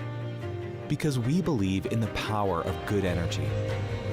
Whether it comes from our grids, the sun, or a kind heart. And as your family and our region continue to grow, you can trust that we'll always be there for you. Middle Tennessee Electric, bringing good energy. Looking for the best Blue Raider gear in town? Raider Tees has you covered. From stylish apparel and hats to unique MT-themed gifts and accessories, we've got everything a true Blue Raider fan needs. Whether you're headed to the game, shopping for a fellow fan, or just want to show off your Middle Tennessee pride, Raider Tees is the go-to spot. Stop by 111 East MTCS Road, right across from MTCS, and check out our unbeatable selection. Raider Tees, bigger, better, and go blue. Murfreesboro's favorite pizza is now hiring at all 3 local locations. That's right. We want you to join the Sir Pizza team. Stop in at our East Main, Veterans Parkway, or Memorial Boulevard locations and let us know how you'd like to join the Sir Pizza family. Also, we've made it even easier to order for carryout or delivery. Just head on over to sirpizzatn.com. Sir Pizza, you made me love pizza again. It's the Prentice Allsup Heating and Air Coach's Corner, fueled by Donut Country and McDonald's on 101.9, 100.5, 1450, wgnssports.com, and Big G TV. The Coaches Show is brought to you by Tennessee Orthopedic Alliance, TOA, the largest and most comprehensive orthopedic surgery group in Middle Tennessee. Find out more at TOA.com. Danny Brewer here with you. I'm pleased for a couple reasons. Number one, I get to stand in for John Dinkins. I don't think I can carry his gym bag, but I'm here for John Dinkins. And another thing that I'm better than a buttermilk biscuit because I've got 3 Caudill boys here, led by Stewart's Creek head football coach Ben Caudill. Coach, how are you this morning? Doing great. Great to be here. Great to have both my 2 boys with me as well. Yeah, outstanding, because, I see that they're some handsome-looking kids. Looks like chips off the old block. The father-son thing, because I got 2 boys, too, so I understand the importance of all that stuff. So hats off to you for y'all being super close, because it's always a good thing. Yes, sir. They love, putting their jerseys on Friday night and having their names on the back of their jersey. Their mama makes sure they're always got their jerseys on and ready for Fridays, and it's always special to have all of our families kind of together. They sit in the end zone at home games, and it's means a lot to me to have their support, and every coach would tell you that that's what allows us to do what we love to do. Absolutely right, Coach. Let's talk a little bit about family. Last night was a great family night. Closed the home regular season with a big win, 49-26 over Knoxville Webb. Let's talk a little bit about the game last night, Coach. Yeah, first off, really glad to be able to get this game. I thought there in mid to late January we were only going to have 9 games, and finally we were able to find Knoxville Webb. Coach Mahoney used to be the offensive line coach at Tennessee under Butch Jones, and a tremendous football coach. And I tell you, Danny, they've got a guy, Shavar Young, who's committed to Clemson, who is a very tremendous football player. Took the opening kickoff to the house, and that's obviously not the start we wanted. And he scored all their touchdowns, scored one on like a 4th and 25. That was really disappointing, but he is as advertised, and we were able to luckily contain him just enough, and they have scored a ton of points, throughout the year. Almost every week they're, lighting up the scoreboard, and, so I was encouraged that our defense was, outside of the kickoff return, was really able to do a pretty good job. But I tell you, I think the night was really defined by how we were able to, execute, not just on defense in certain situations, but our offense was really able to kind of impose our will, especially in the second half. And that's something I was really proud of coming off of fall break. Imposing your will. Coach, you did, and I can look at the stat sheet here and see that 411 yards rushing. I mean, when you run the football for 411 yards, I mean, that's got to – you're walking on air after seeing those kind of stats. I mean, because that's incredible when you think about it, because you run the football, you control the game, you win the game. Yeah, I think that's well said, and I think the thing to me that, meant the most is it was 2 guys whose, name was called because of, some injuries we sustained against Blackman, right before fall break. And, Sam Bello and Jaden McKnight and, several other guys had to, step up. And, I think it says a whole lot about our offensive line as well. We had, Noah Richardson as a sophomore kind of step up and make his first start. And he, played several positions up front and did a tremendous job, has a really bright future in our program. Really proud of him. And, but Jaden McKnight and Sam Bello, 2 juniors, that I thought just did a tremendous job. Ball security, whenever you, have that many carries, I think ball security comes in. this is why, we try to develop as many ball carriers as we can, in a physical county like this.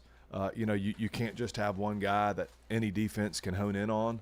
And so that's why you work depth, and that's why you, try to have as many guys as ready to tote the rock as you can.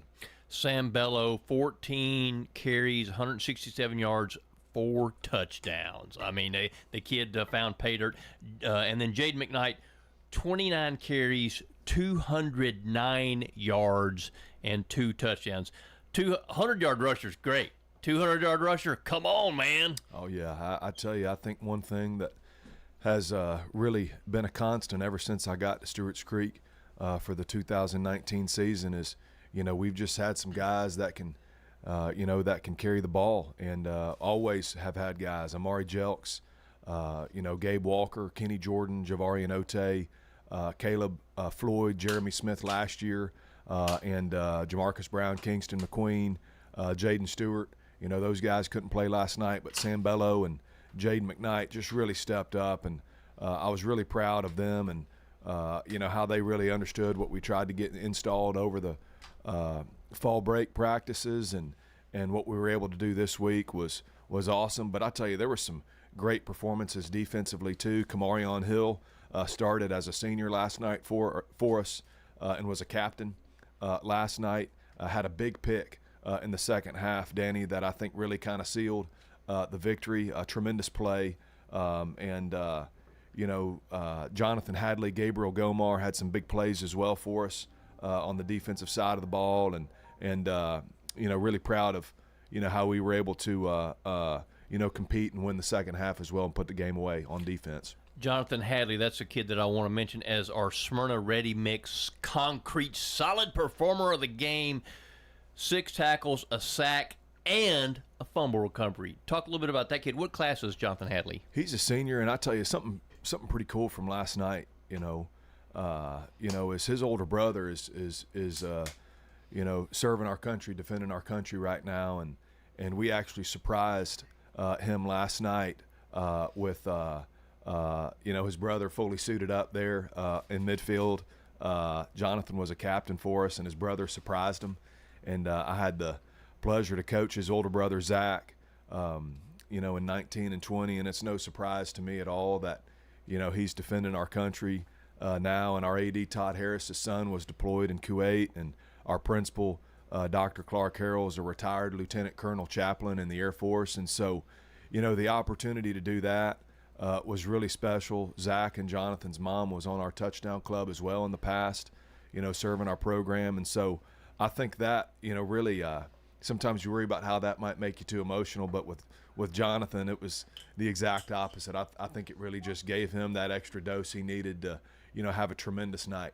Fuel for the fire. That's good right. stuff. Yeah. Really good stuff. Let's talk a little bit about quarterback R.C. Davis. I think 6 for 9 passing, 107 yards, and a touchdown. And he ran the football a little bit too. Talk a little bit about that kid. Yeah, R.C., I thought he had his best night since he became our starter the week we played Rockville, and just really had a great week of practice, starting to, really see, what the defense is doing. We had 1 or 2 of those incompletions where we kind of got the look we thought, and we just didn't execute on this one high look. We had those incompletions on, and but he really saw the field well last night, threw it well down the field at times, out of the pocket, and I'm proud of how he really performed throughout practice all week and put it together last night. Big night for Stewart's Creek for several reasons is what I've gathered from all this information here. Great to close the home season with a win and have this type of performances and emotions and all that stuff. Oh, no question. We told the seniors that we wanted to leave it all out there and leave with a good taste in our mouth, heading into these final 2 weeks. And really proud of how we battled last night. Really good, football team that scored a ton of points in Knox Webb, and certainly some really, really dynamic athletes, especially Zero, who's headed to Clemson, tremendous player. And once again, really proud of our seniors and football team from last night. So home season's over, but the regular season is not. Go to Oakland this week. Talk a little bit about what you want to see from your squad as you head to Oakland. Yeah, obviously, going up against a team that, you can kind of, fall asleep and just think, well, here's the next Oakland group up. But, I'm just telling you, Danny, this is not, and this says a lot, I think, this is not your typical Oakland team. I mean, we kind of first glimpsed at them when we were getting ready for Blackman, and I'm just telling you that this is perhaps one of the best Blackman teams in school history. And Oakland, beat them 32-0. And I'm just telling you that score is not indicative at all of how dominant they were in that football game. You look at, the team they played out of West Virginia. I looked them up this morning, and, they're 6-1. Only loss is to Oakland, and that was a 49-0 loss. And so, CPA, Pearl Cone, the list goes on. I mean, it's incredibly impressive what they've been able to do this year. And even more so when everybody just expects you to do it. They've got two quarterbacks. Reminds me a lot of when we were getting ready for Ravenwood last year, when you can just really run, one of your quarterbacks at will, because, you got another one that comes right in the next snap. I mean, it's very challenging to prepare for that, when both of them are playing at a high level and just really well put together in all three phases, not just athletically, but schematically. And so certainly a huge challenge, for us going on the road this week to Oakland. I have a whole lot of respect for all their coaches over there, and Coach Creasy's, just doing a tremendous job this year, as he always does, and excited about the challenge. You always learn something about your team and always pick something up when you go up against the standard that is Oakland. And so going to be an exciting challenge for us, and one that we're going to have to be well prepared for. Well, I got pretty good confidence that you will have them as ready as you can have them, because you are Ben Caudill, head football coach at Stewart's Creek. Coach, we appreciate your time, and we certainly wish you the best of luck. Yes, sir. Thank you, Danny. The Coaches Show is brought to you by Parks Auction Company. Let their team of experienced and professionally trained staff utilize the auction process to sell your property. Find out more at parksauction.com.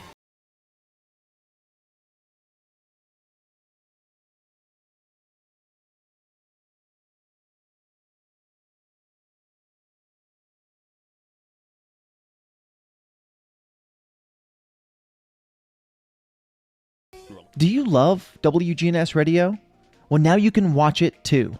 WGNS Big GTV brings your favorite radio shows live and on demand.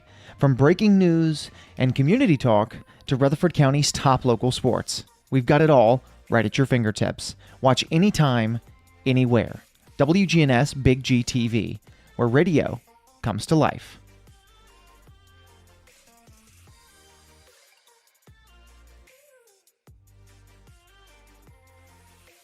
Craig's Tax Service at 142 Heritage Park Drive offers complete tax preparation, financial, and bookkeeping services. This is Brett Craig with Craig's Tax Service. From personal tax preparation to business bookkeeping, payroll, and taxes, at Craig's Tax Service, our staff is here to help. Get help with your taxes. Call 890-2233 for an appointment. As a former Siegel Star football player, I know the importance of the high school sports experience. Good luck to all county student athletes. Craig's Tax Service, 890-2233. We're here at Rick's Barbecue catching up with Anne-Marie Brents, who tells us not only do they have barbecue, smoked chicken, loaded baked potatoes, but the slaw dogs are out of this world. I do love the slaw dogs. People are like, is that a big sausage? I'm like, no, it's a deep fried hot dog. And the slaw that we put on them is a spicy mustard slaw. It's actually really good. I like to dip it in white sauce. Rick's Barbecue has awesome deals to feed the entire family. We have family packs, and it can feed 4 to 6 people. We have a picnic pack, which is the family pack doubled. Rick's Barbecue, 212 Warrior Drive. Local business owners, you know how important it is to be here for your customers. I'm State Farm Agent Celeste Middleton, and I run a small business in Rutherford County too, and I'm here to help you protect your small business. Call me at 615-895-2700. Each team knows which play will be the winning move. I'm good neighbor State Farm Agent Dana Womack, and I'd love the opportunity to talk to you about combining your home and auto insurance. Call me at 615-900-0877 to make the winning move that can save you time and money. It's the Prentice Allsup Heating and Air Coach's Corner. Fueled by Donut Country and McDonald's on 1019 100.5, 1450 WGNSsports.com and Big G TV. The Coaches Show is brought to you by Dr. Automotive, the cure for your car. Professional auto repair and maintenance from ASE certified mechanics and master mechanics. Check them out online at autorepairsmyrna.com. Danny Brewer back with you. Pleased for another couple reasons, and John Dinkins is we honor John Dinkins because he's out on the IR right now, but we know he'll be back and full of himself as he always is. But I'm also extremely happy because I got James Counts on the line, the head football coach for Rockville. Coach Counts, how are you this morning? Doing great, thank you.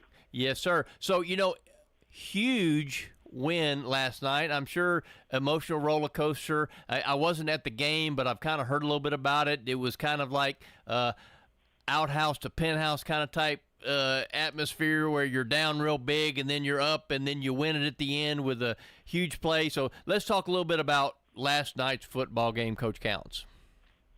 Yeah, we started off really fast. We scored on the first play and, played good on the defensive side of the ball.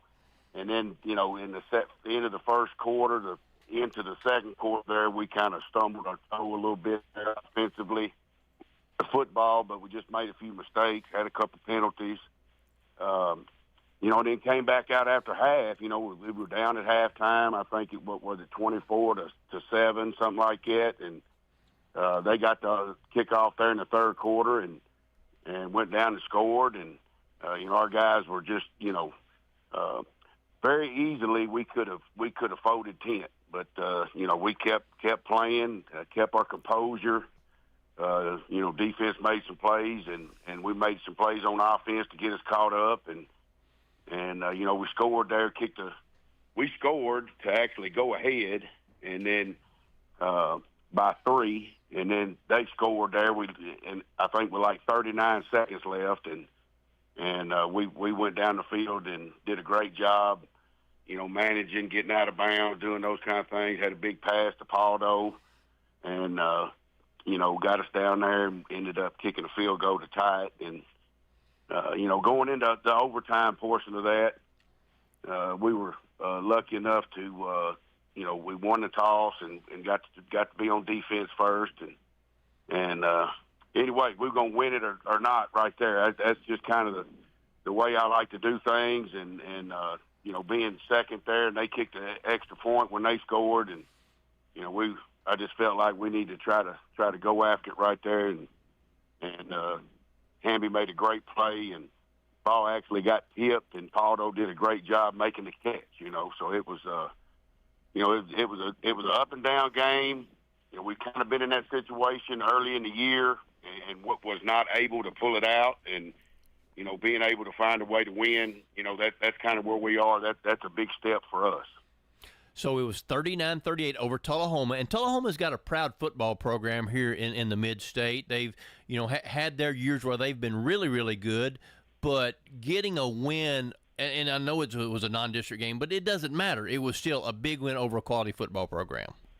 Yeah, it doesn't matter. Tullahoma is a good football team. They've got a lot of older kids. They've got some big kids.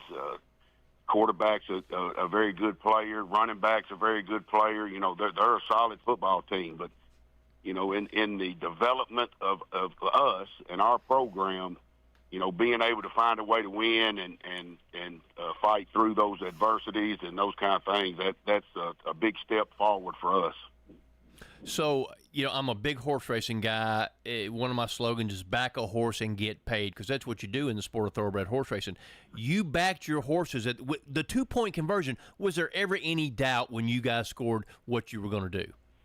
No, right before, that was the first time that Rockville had an overtime game, and so I kind of explained the situation to the guys, and also in that time I went over and talked to Dakota Crane, my offensive coordinator, and I said, look, go ahead. If we win this toss and we go on defense first and they score and they kick the extra point, we get the ball, we score, we're going for 2. So go ahead and get your play ready, and because that's what we're going to do. So I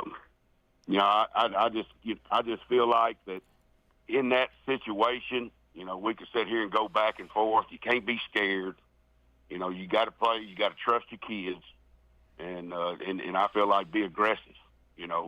So kids did a great job responding. Coaches did a great job getting the kids ready, and just proud of all of them. Well, I agree with Coach, because scared money don't cash big tickets. All right, so let's talk a little bit about a big ticket you got. Jonathan Hamby, 18 for 26 last night, throwing the ball 317 yards and 5 touchdowns. Talk about the development of your quarterback.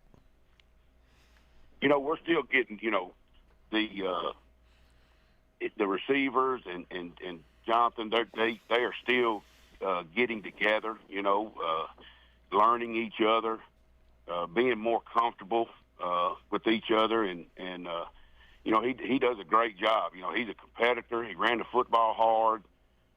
He ran over some people last night. His foot's getting better, and he's a guy that what you're gonna get. He's gonna give you everything he's got, and those guys around him are too. RC had a great game. Paul Doe had a great game. Guys did a great job running the football, and we did good at times up front. Like I said, there was a period there where we didn't do the things we needed to do, and all that comes from your leader, and the way he commands the huddle and the things that he does, and he's a tough young man, and he leads our guys in the right way. Well, I want to talk a little bit about one of the kids that you just mentioned, the one that I'm naming the Smyrna Ready Mix rock solid player of the game was R.C. Chia, wide receiver, 8 receptions, 179 yards, and 3 touchdowns. Talk about R.C. Chia, Coach. R.C. also plays corner. He also punts. He can kick off and kick extra points and do that stuff too.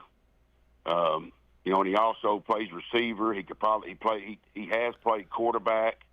He could play tailback. So we try to do a lot of things with him. The number one thing that I think that he did last night that you don't see a lot of kids do in high school was getting down there to kick that field goal to tie the game. We're running out. We started that drive with 39 seconds, so. We throw this route over there to him, and he kind of broke a tackle, and he could have tried to force it, but he saw 2 guys, but he looked up and saw the clock and got out of bounds with 1 second.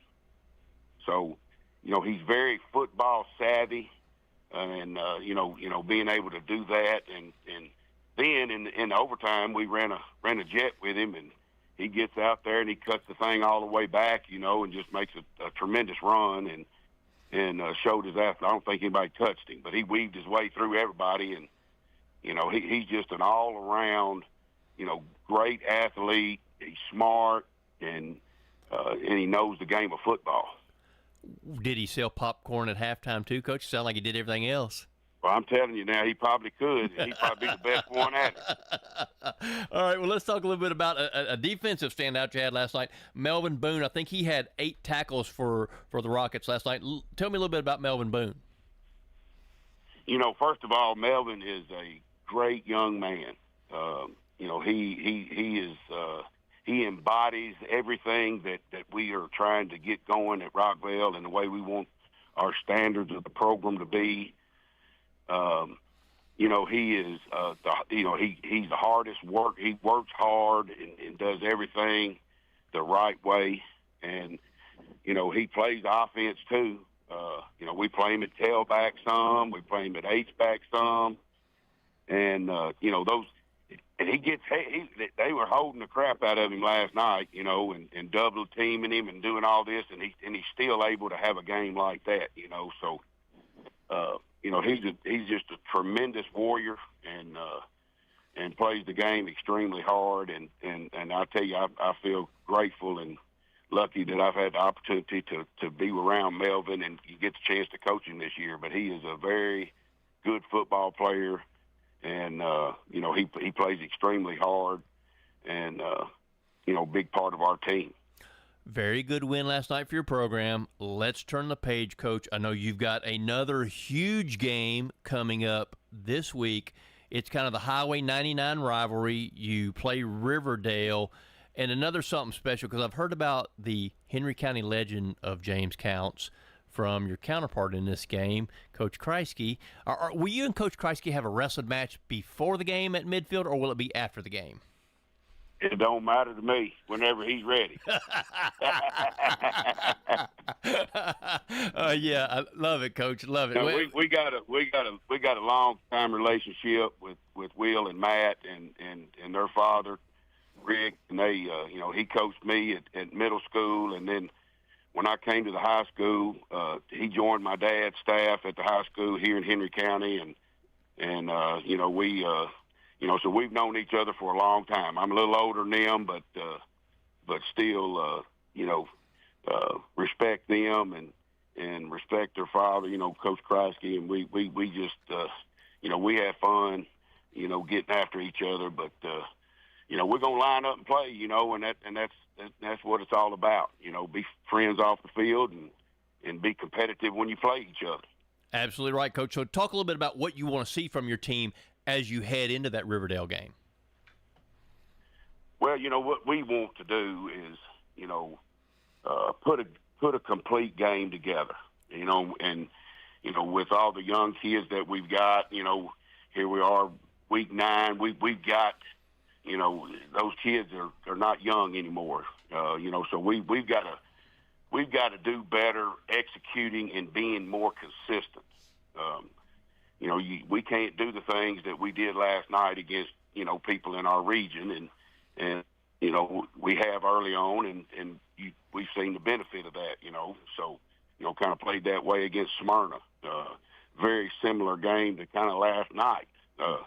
But, we just gotta compete. I think that we have got the talent, and those kind of things to line up and go toe-to-toe with them. It's just we got to execute and do things that we're coached to do, and we're going to put a good game plan together, and I think our kids are going to be ready to play.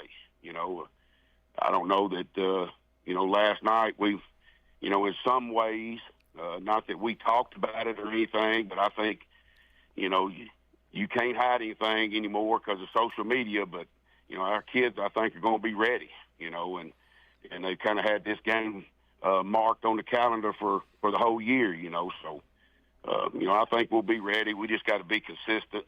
Don't do anything to hurt ourselves. Take care of the football, all those kind of things. But number one thing would be to put a complete game. Well, Coach, I got a feeling that you're going to have them ready, and the wrestling match may sell a few more tickets. So we certainly wish you the best of luck, Coach. I think you've got a good thing going over there at Rockville. That's James Counts, head football coach at Rockville. We appreciate your time, Coach. Certainly wish you the best of luck. Well, I tell you what, if it'll sell more tickets, I tell you what, I'm in on that. We can have some cage match or something like that, whatever. I'm in on that. But no, I appreciate you guys and look forward to talking to you next week. All right, appreciate it, Coach. Best of luck. The Coaches Show is brought to you by Middle Tennessee Electric, serving our community by providing affordable, reliable, and safe electricity on.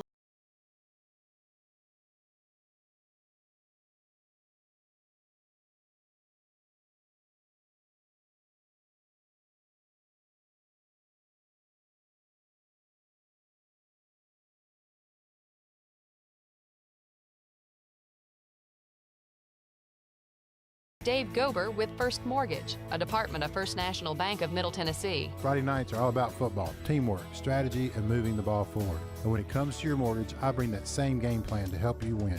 Whether it's buying your first home, upgrading, or even refinancing to save big. From first downs to first homes and from refinancing to new beginnings, I'll work with you every step of the way. Call me, Dave Gober, at First Mortgage, and let's open the door to your future. Member FDIC, Equal Housing Lender, NLMS 401715.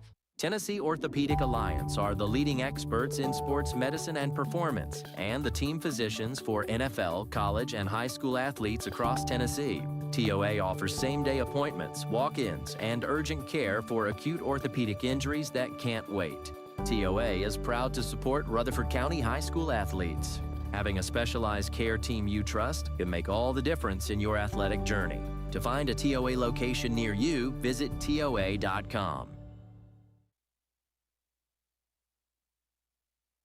It's the Prentice Allsup Heating and Air Coach's Corner, fueled by Donut Country and McDonald's on 1019 100.5, 1450 WGNSsports.com and Big G TV.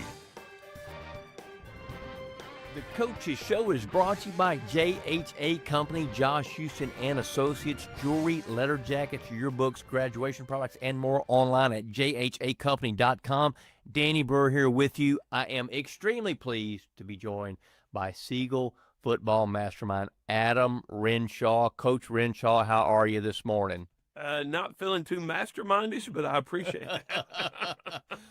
Well, Coach, I'm going to say this. You know, I think that coaches sometimes get too much credit and get too much blame. And a lot of that, the blame part you put on yourself. And I know just my experiences with you, you're not a guy who's going to say, hey, look at me, I'm the one who done this. But you're always the guy that'll say, hey, it's my fault, whether it is or whether it's not. So don't beat yourself up too bad, Coach. Well, I appreciate that. But, you know, tough deal. You know, you got a lot of kids that worked extremely hard. And I talked to them last night, and I said, you know, sometimes one of the toughest things in life is you give something everything and you come up short. And, you know, you got to get up and you got to get back at it the next day. And that's the nature of adulthood. We got a lot of parents that do that for their kids. And hopefully, you know, kids that play football, they learn to do that later on in life for their kids. Well, I think we've talked about this before.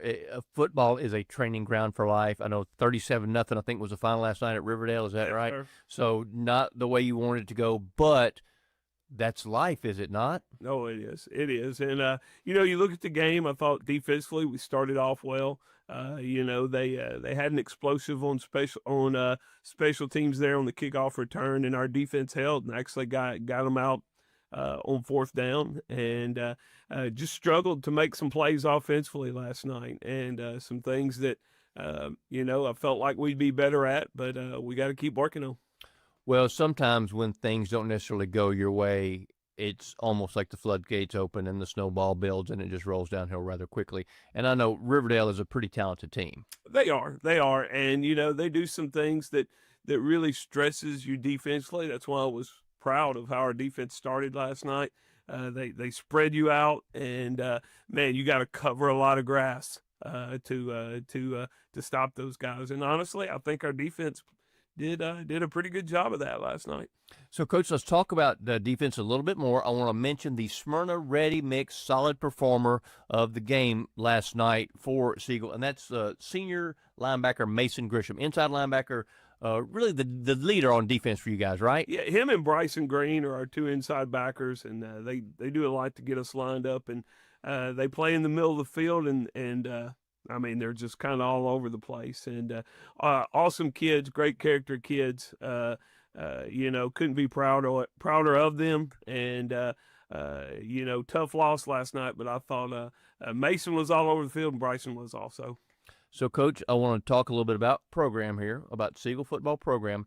I was made aware last night that at, I think, last week's game, not last night's game, but last week's game, you had a visit from Josh Heupel from the University of Tennessee coming to look at your big offensive lineman, who's a stud, by the way. Yes, sir. So that's got to be a little bit of a feather in the cap that you've got players that a Power 5 conference coach is coming to look at. Good for the whole program, agree or disagree? Oh, yeah, it's awesome. It's great for the program. Of course, Princeton right now, you know, he's got everybody in the country looking at him. And the cool thing about Princeton is he's a humble kid. I mean, I'm not even sure if he's even on social media, but he works so hard. He comes from a great family. And, you watch him play, he's a dominating player. No, he is, no doubt. I've seen him. The kid can move. He's got great feet. He's got great size. Looks like he's got great heart, effort, all those things that roll into being a good football player. Yeah, and even more than those things, he's a great teammate.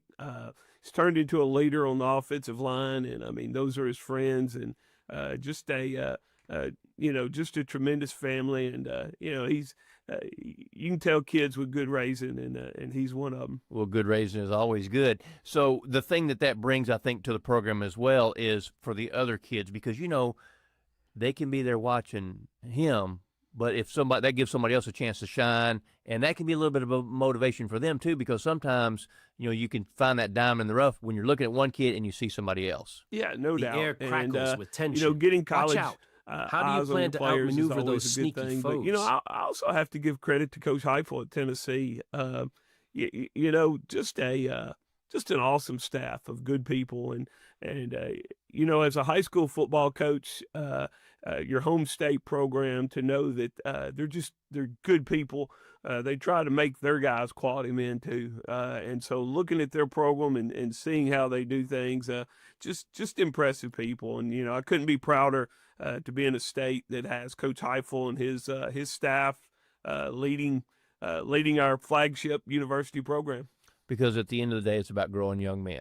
Exactly right. And there's been times I've been coaching for 26 years, and I think there's times the college football coaching business is probably as ugly as it's ever been.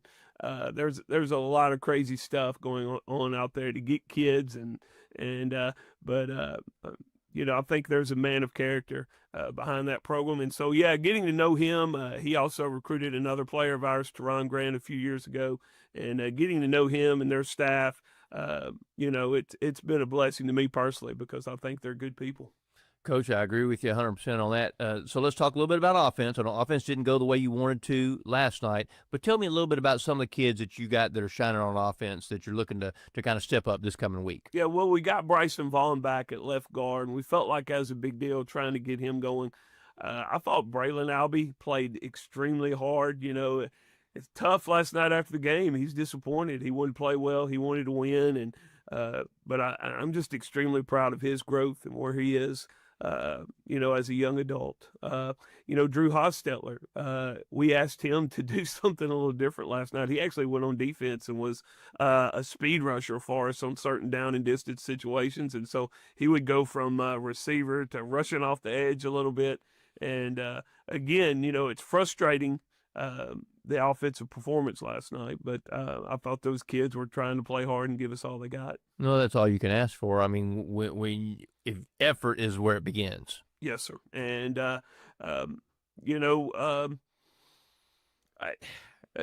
Riverdale has a talented defense that can put pressure on you, but I do think we don't have an effort problem on offense. We just have an execution problem. It seems like a hold or a turnover will jump up and bite us, and it's really been frustrating. But I know, man, our coaches are working hard on it. I'm working hard, and we're going to do everything we can to get after Blackman next week. So that's what I want to roll into next, Coach. New week, new challenge. You go to Blackman, is that right, or do you host Blackman? We host Blackman, yes, sir. Okay, so will this be your last home game of the year? Or no, sir, we actually have 2 home games left. We end with Laverne on Thursday night the week after. So the good news you got, because your early season schedule was road laden, right? I mean, you were road warriors early, and then you get to finish at home. So that's kind of good, isn't it, that you get to be at home the last couple of weeks? Yeah, no doubt. And we've got a really cool atmosphere at Siegel, and so I think the boys being able to finish up in their home stadium these next 2 weeks and try to get a win and see what we can do to try and get in the playoff mix, I think that's big for them.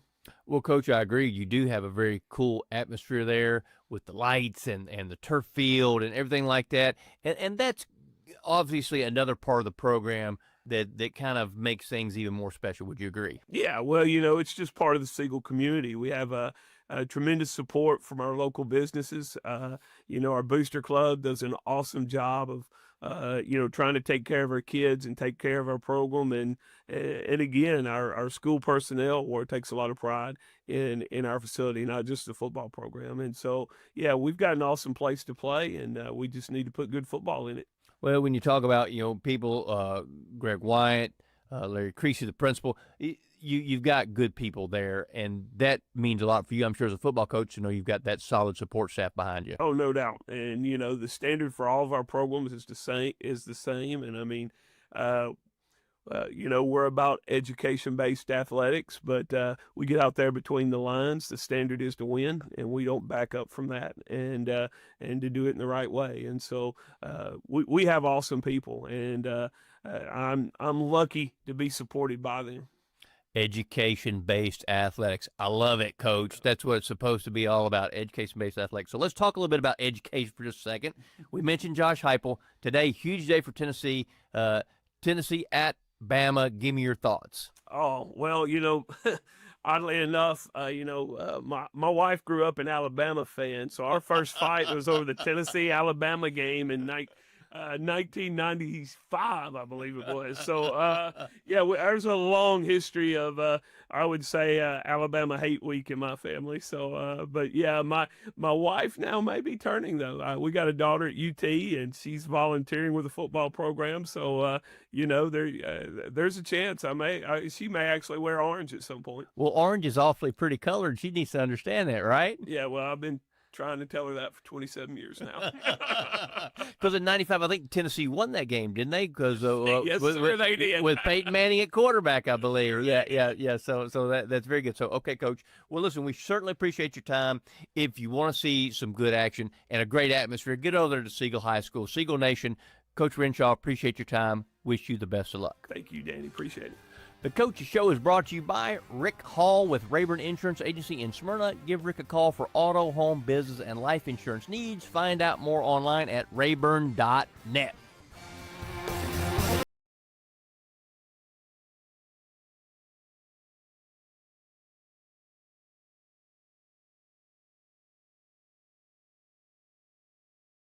Quick, convenient, efficient.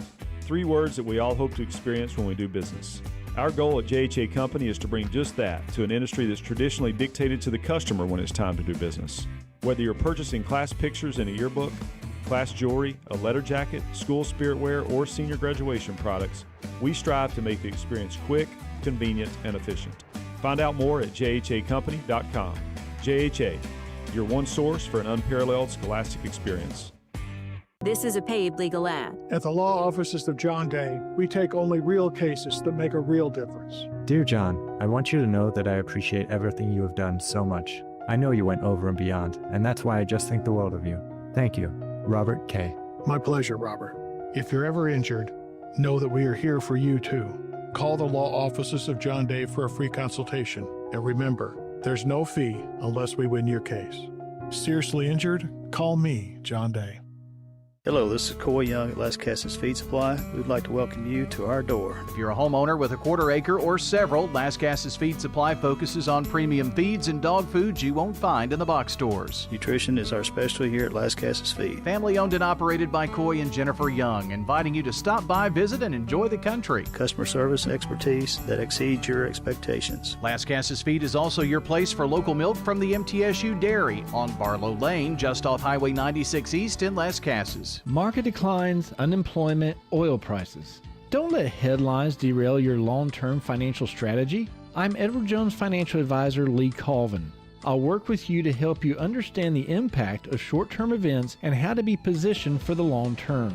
We provide the tools for a disciplined approach to investing. Call 615-907-7056 for an opportunity to discuss your situation. Edward Jones, Making Sense of Investing, member SIPC.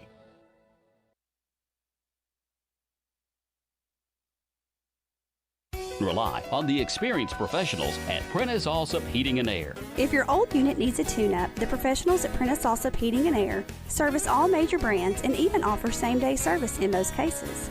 Keep your home or business comfortable year-round. Call us today at 615-890-1311. Prentice Allsup Heating and Air, your Ring Pro partner heating and cooling contractor on West College Street, just under the Thompson Lane overpass. Online at PrenticeAllsup.com. It's the Prentice Allsup Heating and Air Coach's Corner, fueled by Donut Country and McDonald's on 1019 100.5, 1450 wgnssports.com and Big G TV. The Coach's Show is brought to you by SRM Concrete, the largest ready-mix producer in the country, yet still family-owned and operated, locally grown, nationally known. SRM delivers unmatched quality and service. SRM Concrete. You call, we haul. Speaking of hauling, we're right here with Eagle head coach Floyd Walker. The Floyd Walker, I must say. Let's not say the, man. Let's not do that. So the Floyd Walker. Coach, huge win last night on the road. You go to Huntland, home of one of Tennessee's most famous football players, Johnny Majors. Right. Do your kids know who Johnny Majors is? They do. They do. A lot of our kids are big Tennessee fans, so they're familiar with Johnny Majors, and they're familiar with him coming from Huntland. So it was a good night for our kids. There was a lot of energy on our sideline. It was a good night to be an Eagle. And doggone right about that. So the Eagles were flying high. 44-7, I think, was the final. Yeah. So, it's like, speaking of flying high, it's like you're like Jimmy Superfly Snuka coming off the top rope. You remember Jimmy? You remember the Superfly? How do you come up with these analogies? But you remember the Superfly, don't you? Oh, yeah, I'm old enough to remember. So the Superfly come off the top rope, and man, he just flattened folks, and that's what you guys did last night. So 44-7. I want to talk about this. What's more important to you? You think the 44 or the 7, or both carry equal importance? Because obviously, great night offensively, great night defensively. I'm always going to go with the defensive side. When you can play well defensively, you've always got a chance, and you may not need to score 44. You're fortunate enough to score 44 points, but at the end of the day, all you want to be able to do is score one more than your opponent, and that's kind of what we hang our hat on. So if we can keep people to 7 points and win a game 8-7 or 10-7 or whatever it may be, we're always going to take it. So going into this game, this was kind of like a showdown for first place in the region, right? Because y'all are region opponents. Yeah, it was something like that. It was first, second, somewhere in that neighborhood, yeah. Right. So showdown, to be able to come out, I mean, obviously you had your kids ready. It's a little bit of a road trip. But how far is Huntland from Eagleville? It took us about an hour and a half to get there. We go down through Chapel Hill, through Fayetteville, and cut on over and on into Huntland. But I thought our kids really handled the bus trip well. Of course, when you play in small 1A football, there's a lot of road trips like this where you have to travel over an hour. And but I really thought our kids handled the trip well. So let's talk a little bit about the 44 aspect of it, the offense. Fantastic night.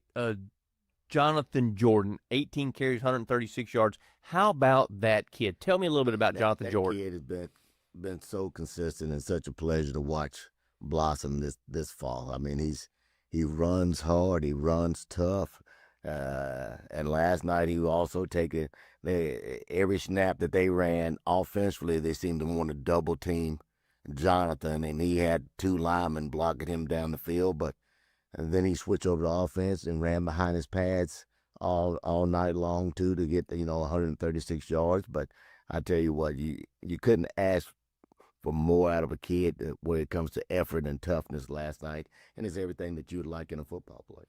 Running behind his pads. I love that terminology. This is not about horse racing, okay? Don't lead me into something about horse racing. Oh, I'm going to, Coach. We still got about 10 minutes, so don't worry, we're going to get there. So, but when he runs behind his pads, his vision. Talk about his vision a little bit. He's got great feet, and he's able to see defenders, and that's the big thing about it. If you're a running back, you have to be able to see with your eyes, and your feet have to be able to get you where you need to go. And I think he's worked extremely hard to develop that craft. And again, that goes back to a kid that's been in the program for 3 years, who's a 4th-year senior, and you just love to watch a kid that just comes out of nowhere. Because he wasn't on the radar last year. He played a little bit, but he wasn't playing as much behind Thomas Solomon and Caleb Snitzer, and to have the season he's having right now is really what high school football is all about. Because his yards per carry, I mean, is up there. I'm not a great mathematician, but when you think about the yards per carry that this kid has, they're pretty amazing, isn't it? It is, because I think one game he was averaging somewhere in the neighborhood of 17 yards or 13 yards a carry. When you're doing that's a testament not only to that kid, but to the offensive linemen and tight ends and wide receivers up front too, because he gets all the notoriety that for glowing the yards tree looks suspicious that he gets. But what there's hidden a lot treasure of might other it guard? people that's helping out. How do you plan to tackle those lurking shadows? Running the football has been a staple of Eagleville, and running the football is how you win. I mean, I'm totally on board with you on that, Coach. But here's where we channel into this. Okay, so There's a horse running today at Keeneland, the Lexus Raven Run. She's a talented 3-year-old. Simply Joking, Pennsylvania bred. She won the Silver Bullet Day, but Simply Joking. If I told you your quarterback was going to throw for 3 touchdown passes and be 8 for 10, would you think I was simply joking? Absolutely, because he hadn't done it all year long. But I tell you what, I thought last night he grew up a bunch. That's Benton Fox. Benton Fox grew up a bunch. I thought he played extremely well, not only throwing the football, but he also had some tough physical runs last night. And anytime that your quarterback displays those type of characteristics, your entire team feeds off of that. When they see a quarterback that runs and doesn't evade, tacklers and drops his shoulder and gets the ball in the end zone, it's just another big boost for your entire sideline. Inspiring, isn't it, when you see him run like that? It really is, and it's not from a coaching standpoint. It's just to watch the other kids get the excitement of just watching him do something like that, because it came out of nowhere, and they was something that they wasn't expected, and our Jazz level just went up tremendously after that happened.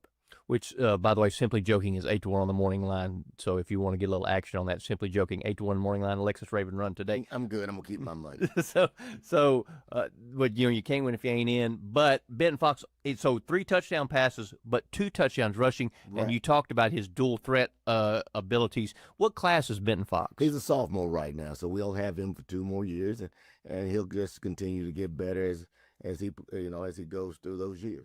So, Coach, that is a transition to what I want to talk about next, because I know you've got some good seniors, with Jordan being one of them. Right. But talk about some of your younger kids. Obviously, he's one of them. I think you've got some kids that play on defense. There's a Shepherd kid that plays quite a bit on defense stuff. Talk a little bit about the younger kids you got. That's your Smyrna connection in there. That's what.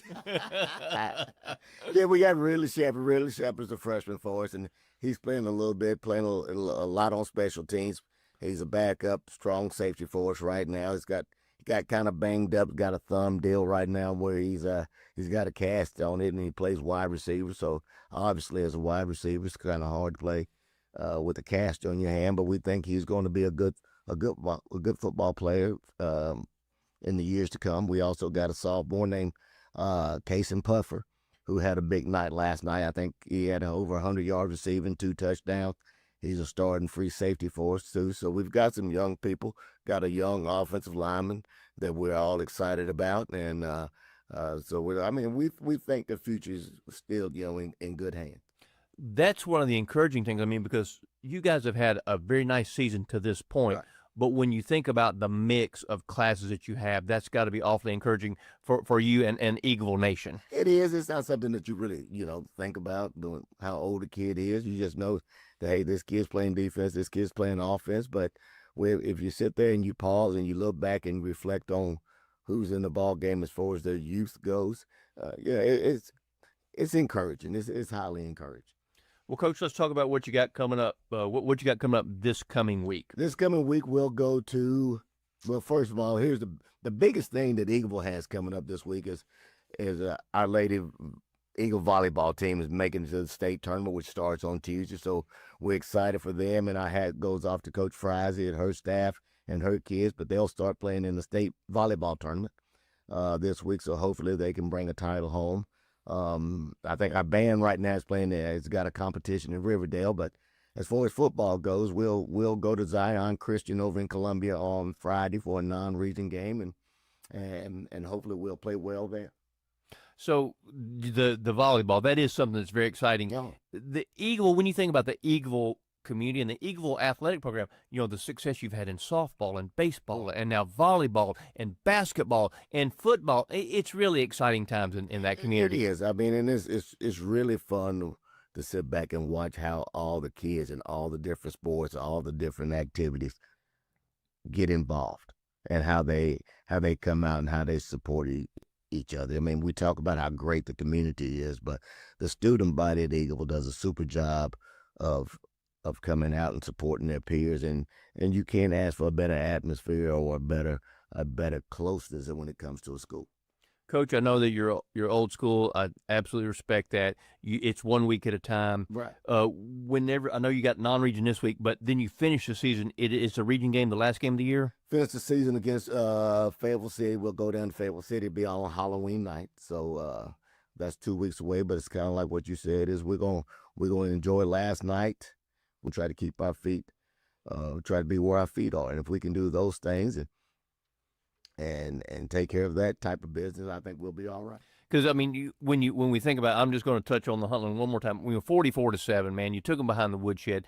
Is there any danger of your kids' heads getting a little bit too big for their helmets? You think, or that's what you're going to concentrate on? I don't think so. I think our senior class does a tremendous job of trying to make sure that they stay grounded.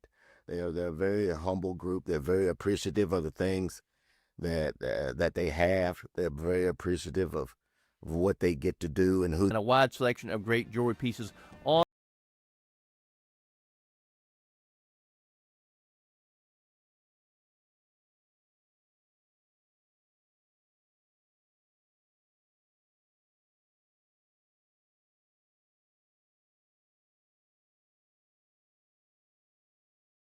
Insurance should be simple, not complicated. That's why at Rayburn Insurance, Agent Rick Hull cuts through the jargon and helps you understand your options clearly. He's committed to finding the right coverage that fits your unique needs and budget. Their team has been a trusted partner in the community since 1973. Ready to make insurance easy? Get with Rick Hall at Rayburn Insurance Agency. He's ready to help you get the protection you deserve. Head over to J. Mullins Jewelry to check out their selection of rings, watches, custom design jewelry, and much more. They're a local business located at 352 West Northville Boulevard right here in Murfreesboro. They have gifts for all occasions, weddings, graduations, anniversaries, whatever you need, you can find it at J. Mullins Jewelry. That's at 352 West Northville Boulevard or online at mullinsjewelry.com. Craig's Tax Service at 142 Heritage Park Drive offers complete tax preparation, financial, and bookkeeping services. This is Brandon Craig with Craig's Tax Service. We're proud to support all Rutherford County athletes. Craig's Tax Service reminds you that it makes sense to get help with your taxes. Call 890-2233 for an appointment. We've been serving Rutherford County since 1988. Craig's Tax Service, 890-2233. We're just off Memorial Boulevard at 142 Heritage Park Drive. At Dr. Automotive in Smyrna, from oil changes to major engine and transmission repairs, we've got the cure for your car. Let's hear from customers of Dr. Automotive. He does a good job. He lets you know what's going on and do it at a good price. Danny does a lot in our community, so he's very involved and invested. I recommend family, friends. Danny is spot on because he'll suggest what I need to do, and of course, I've never had an issue. For quality care you can trust, visit Dr. Automotive in Smyrna. We've got the cure for your car. It's time to talk about Middle Tennessee Christian School sports. It's MTCS Cougar Corner, presented by Tennessee Orthopedic Alliance. Each week we sit down with the coaches to recap the latest games and preview what's ahead. It's time to talk about the orange and white on MTCS Cougar Corner, right here on WGNS and Big G TV. Stay tuned, the show is coming up right after this message from our sponsors. Middle Tennessee Christian School, training for eternity. People love to see us on the schedule when they have a home game because our fans show up. MTCS President Matt Tiller. The way we travel is just phenomenal. Our parents and our community are fully engaged in our school. When we compete, we're trying to do it in a way that honors God. We want to win. We also want to do it in a way that pleases Him. Providing Christian values and academic excellence in a nurturing environment. That's Middle Tennessee Christian School. Invest in the future of your child. Find out more at mtcscougars.org. Dr. Russell McKissick of Tennessee Orthopedic Alliance talks about the grassroots effort in our local schools to ensure proper care for players. To make sure our teams are covered here locally, be there for our trainers. Yeah, it's a passion that we have to try to take care of our athletes here in town and be there just to keep everybody playing as healthy and as best they can. From a community standpoint, one of the most important things you do at TOA, I'd guess. I think it's definitely a way to pay back to our community, just to be there for them and watch some great sports too. Tennessee Orthopedic Alliance, TOA, live your best life. Middle Tennessee Christian School, training for eternity. We're going to be an educational institution that teach Bible every day. Every subject we teach, we're going to teach through a biblical perspective. In every aspect of our school, we're going to do it through a Christian perspective. MTCS President Matt Tiller. That also means that everything we do, we have to be excellent. We feel like Christ calls us to excellence. And so that means we have to be excellent academically. That means we have to be excellent athletically, because that's what God calls us to. It's a great place to be. Invest in your child's future in an environment that fosters Christ-centered values. To find out more, visit mtcscougars.org. We're back for MTCS Cougar Corner, presented by Tennessee Orthopedic Alliance and fueled by Donut Country and McDonald's on 101.9, 100.5, 1450, wgnssports.com, and Big G TV. Danny Brewer here on Cougar Corner with Middle Tennessee Christian School head football coach Christian Peterson. Coach, how are you this morning? I'm fantastic. How are you doing? Oh, yeah. It's always a little bit more better after a win, right? Absolutely. So let's talk a little bit about another big road win. Am I correct about that? Yes, sir. All the way out in Millington, Tennessee. Millington, that's like West Tennessee, right? Oh, yeah, right outside of Memphis. So headed to Millington. Did you guys go the night before, or was it all a one-day trip? We left in the morning.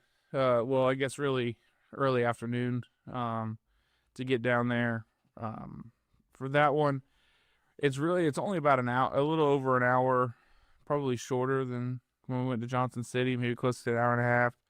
But not having the time change makes it a pretty big difference. So, yeah, we were able to head out Friday and come back Friday, so that was nice to be able to sleep in our own beds and kind of just treat it like a normal week.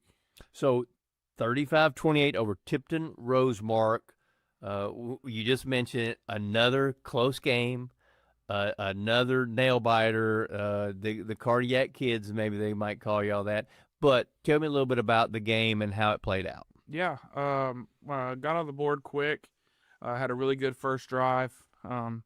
Special teams came out, blocks a punt, put another one on the board.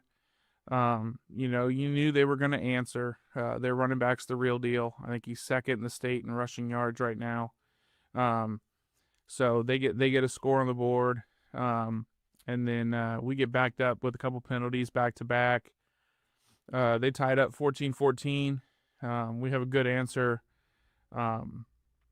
Be up 21-14 at the half. They come down, answer coming out of the half. We fumble on our first drive, so we end up going down 28-21. And our kids just kept fighting, kept trying to find a way. And, we got it to 28-28.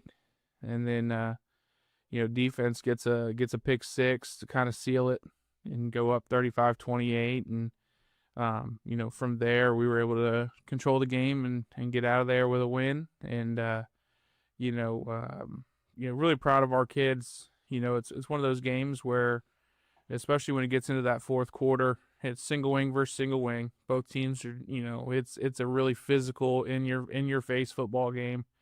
And so, but you get to the fourth quarter of a game like that, like, you probably don't have a whole lot left. Those flames dance like a fiery ballet. Go find What's something. your plan to dodge those fire got. traps? And just keep digging and keep playing. And I think we got to the fourth quarter and we had that little bit extra to finish it off and win the game.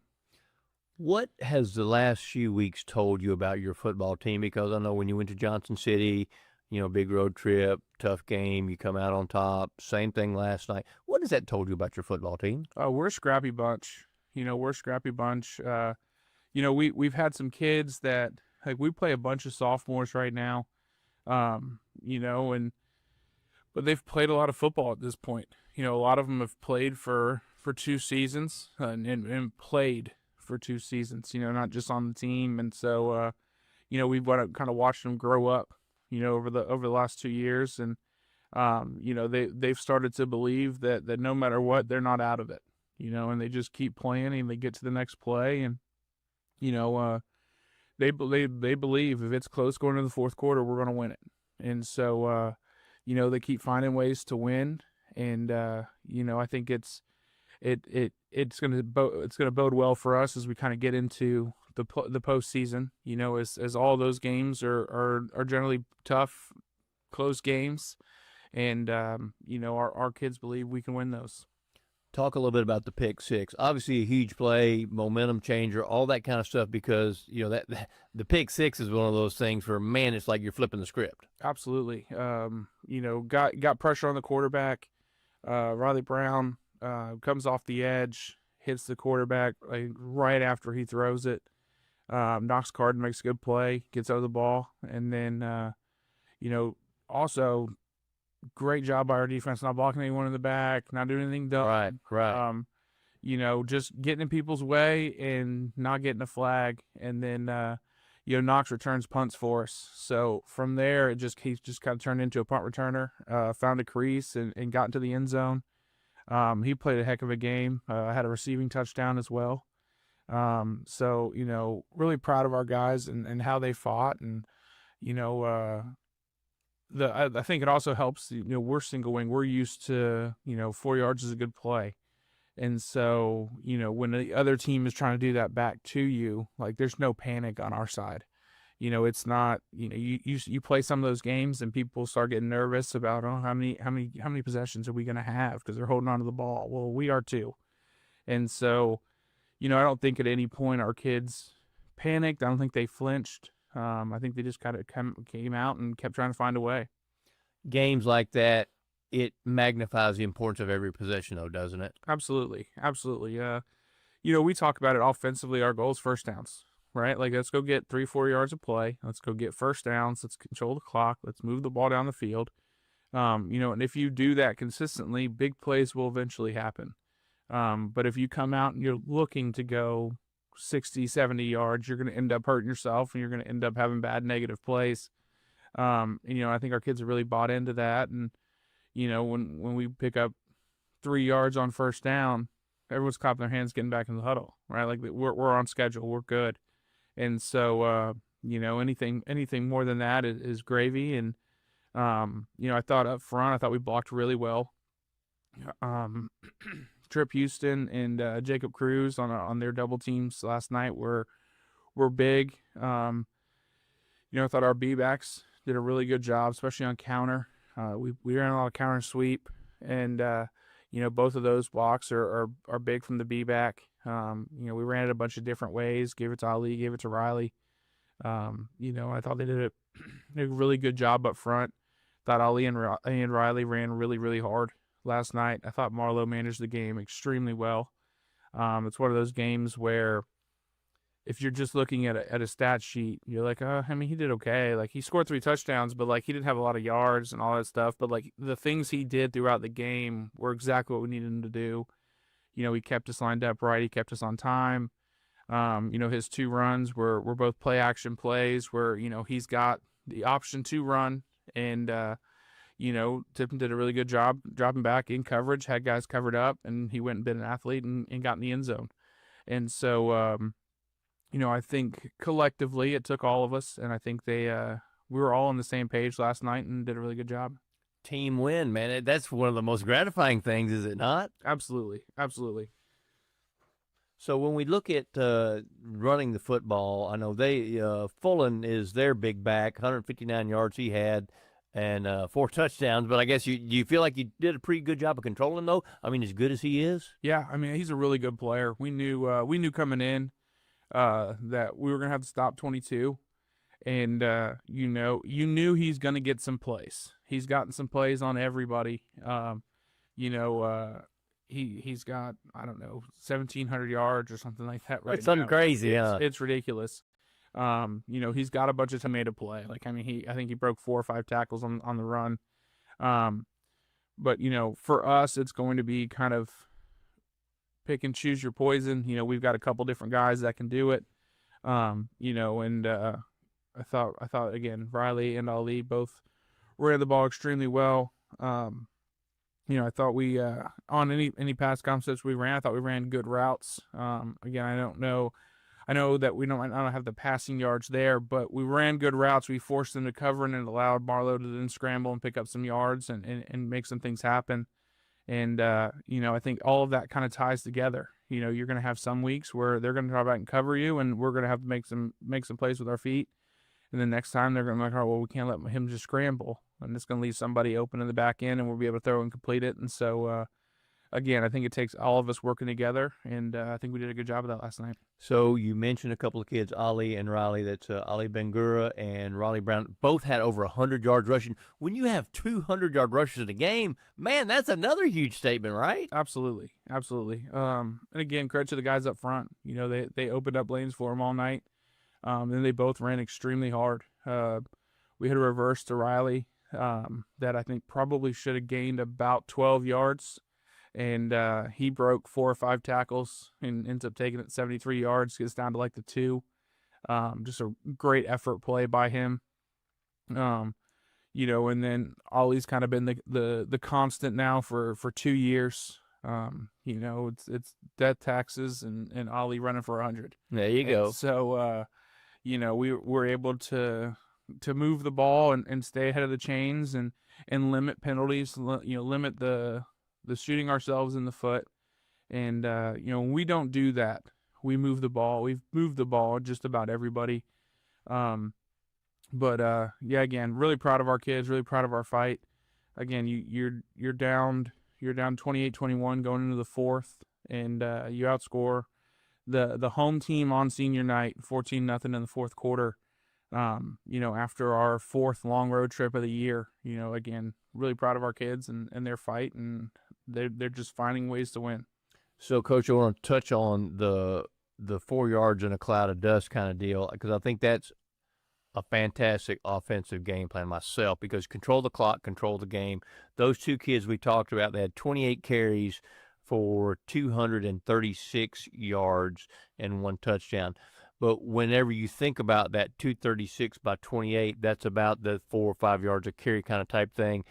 That's how you control the clock. You don't need the big play. You just need to gain yards. Absolutely. And, again, I think our kids have kind of bought into who we are. You know, we're not always, it's not always going to be the prettiest thing.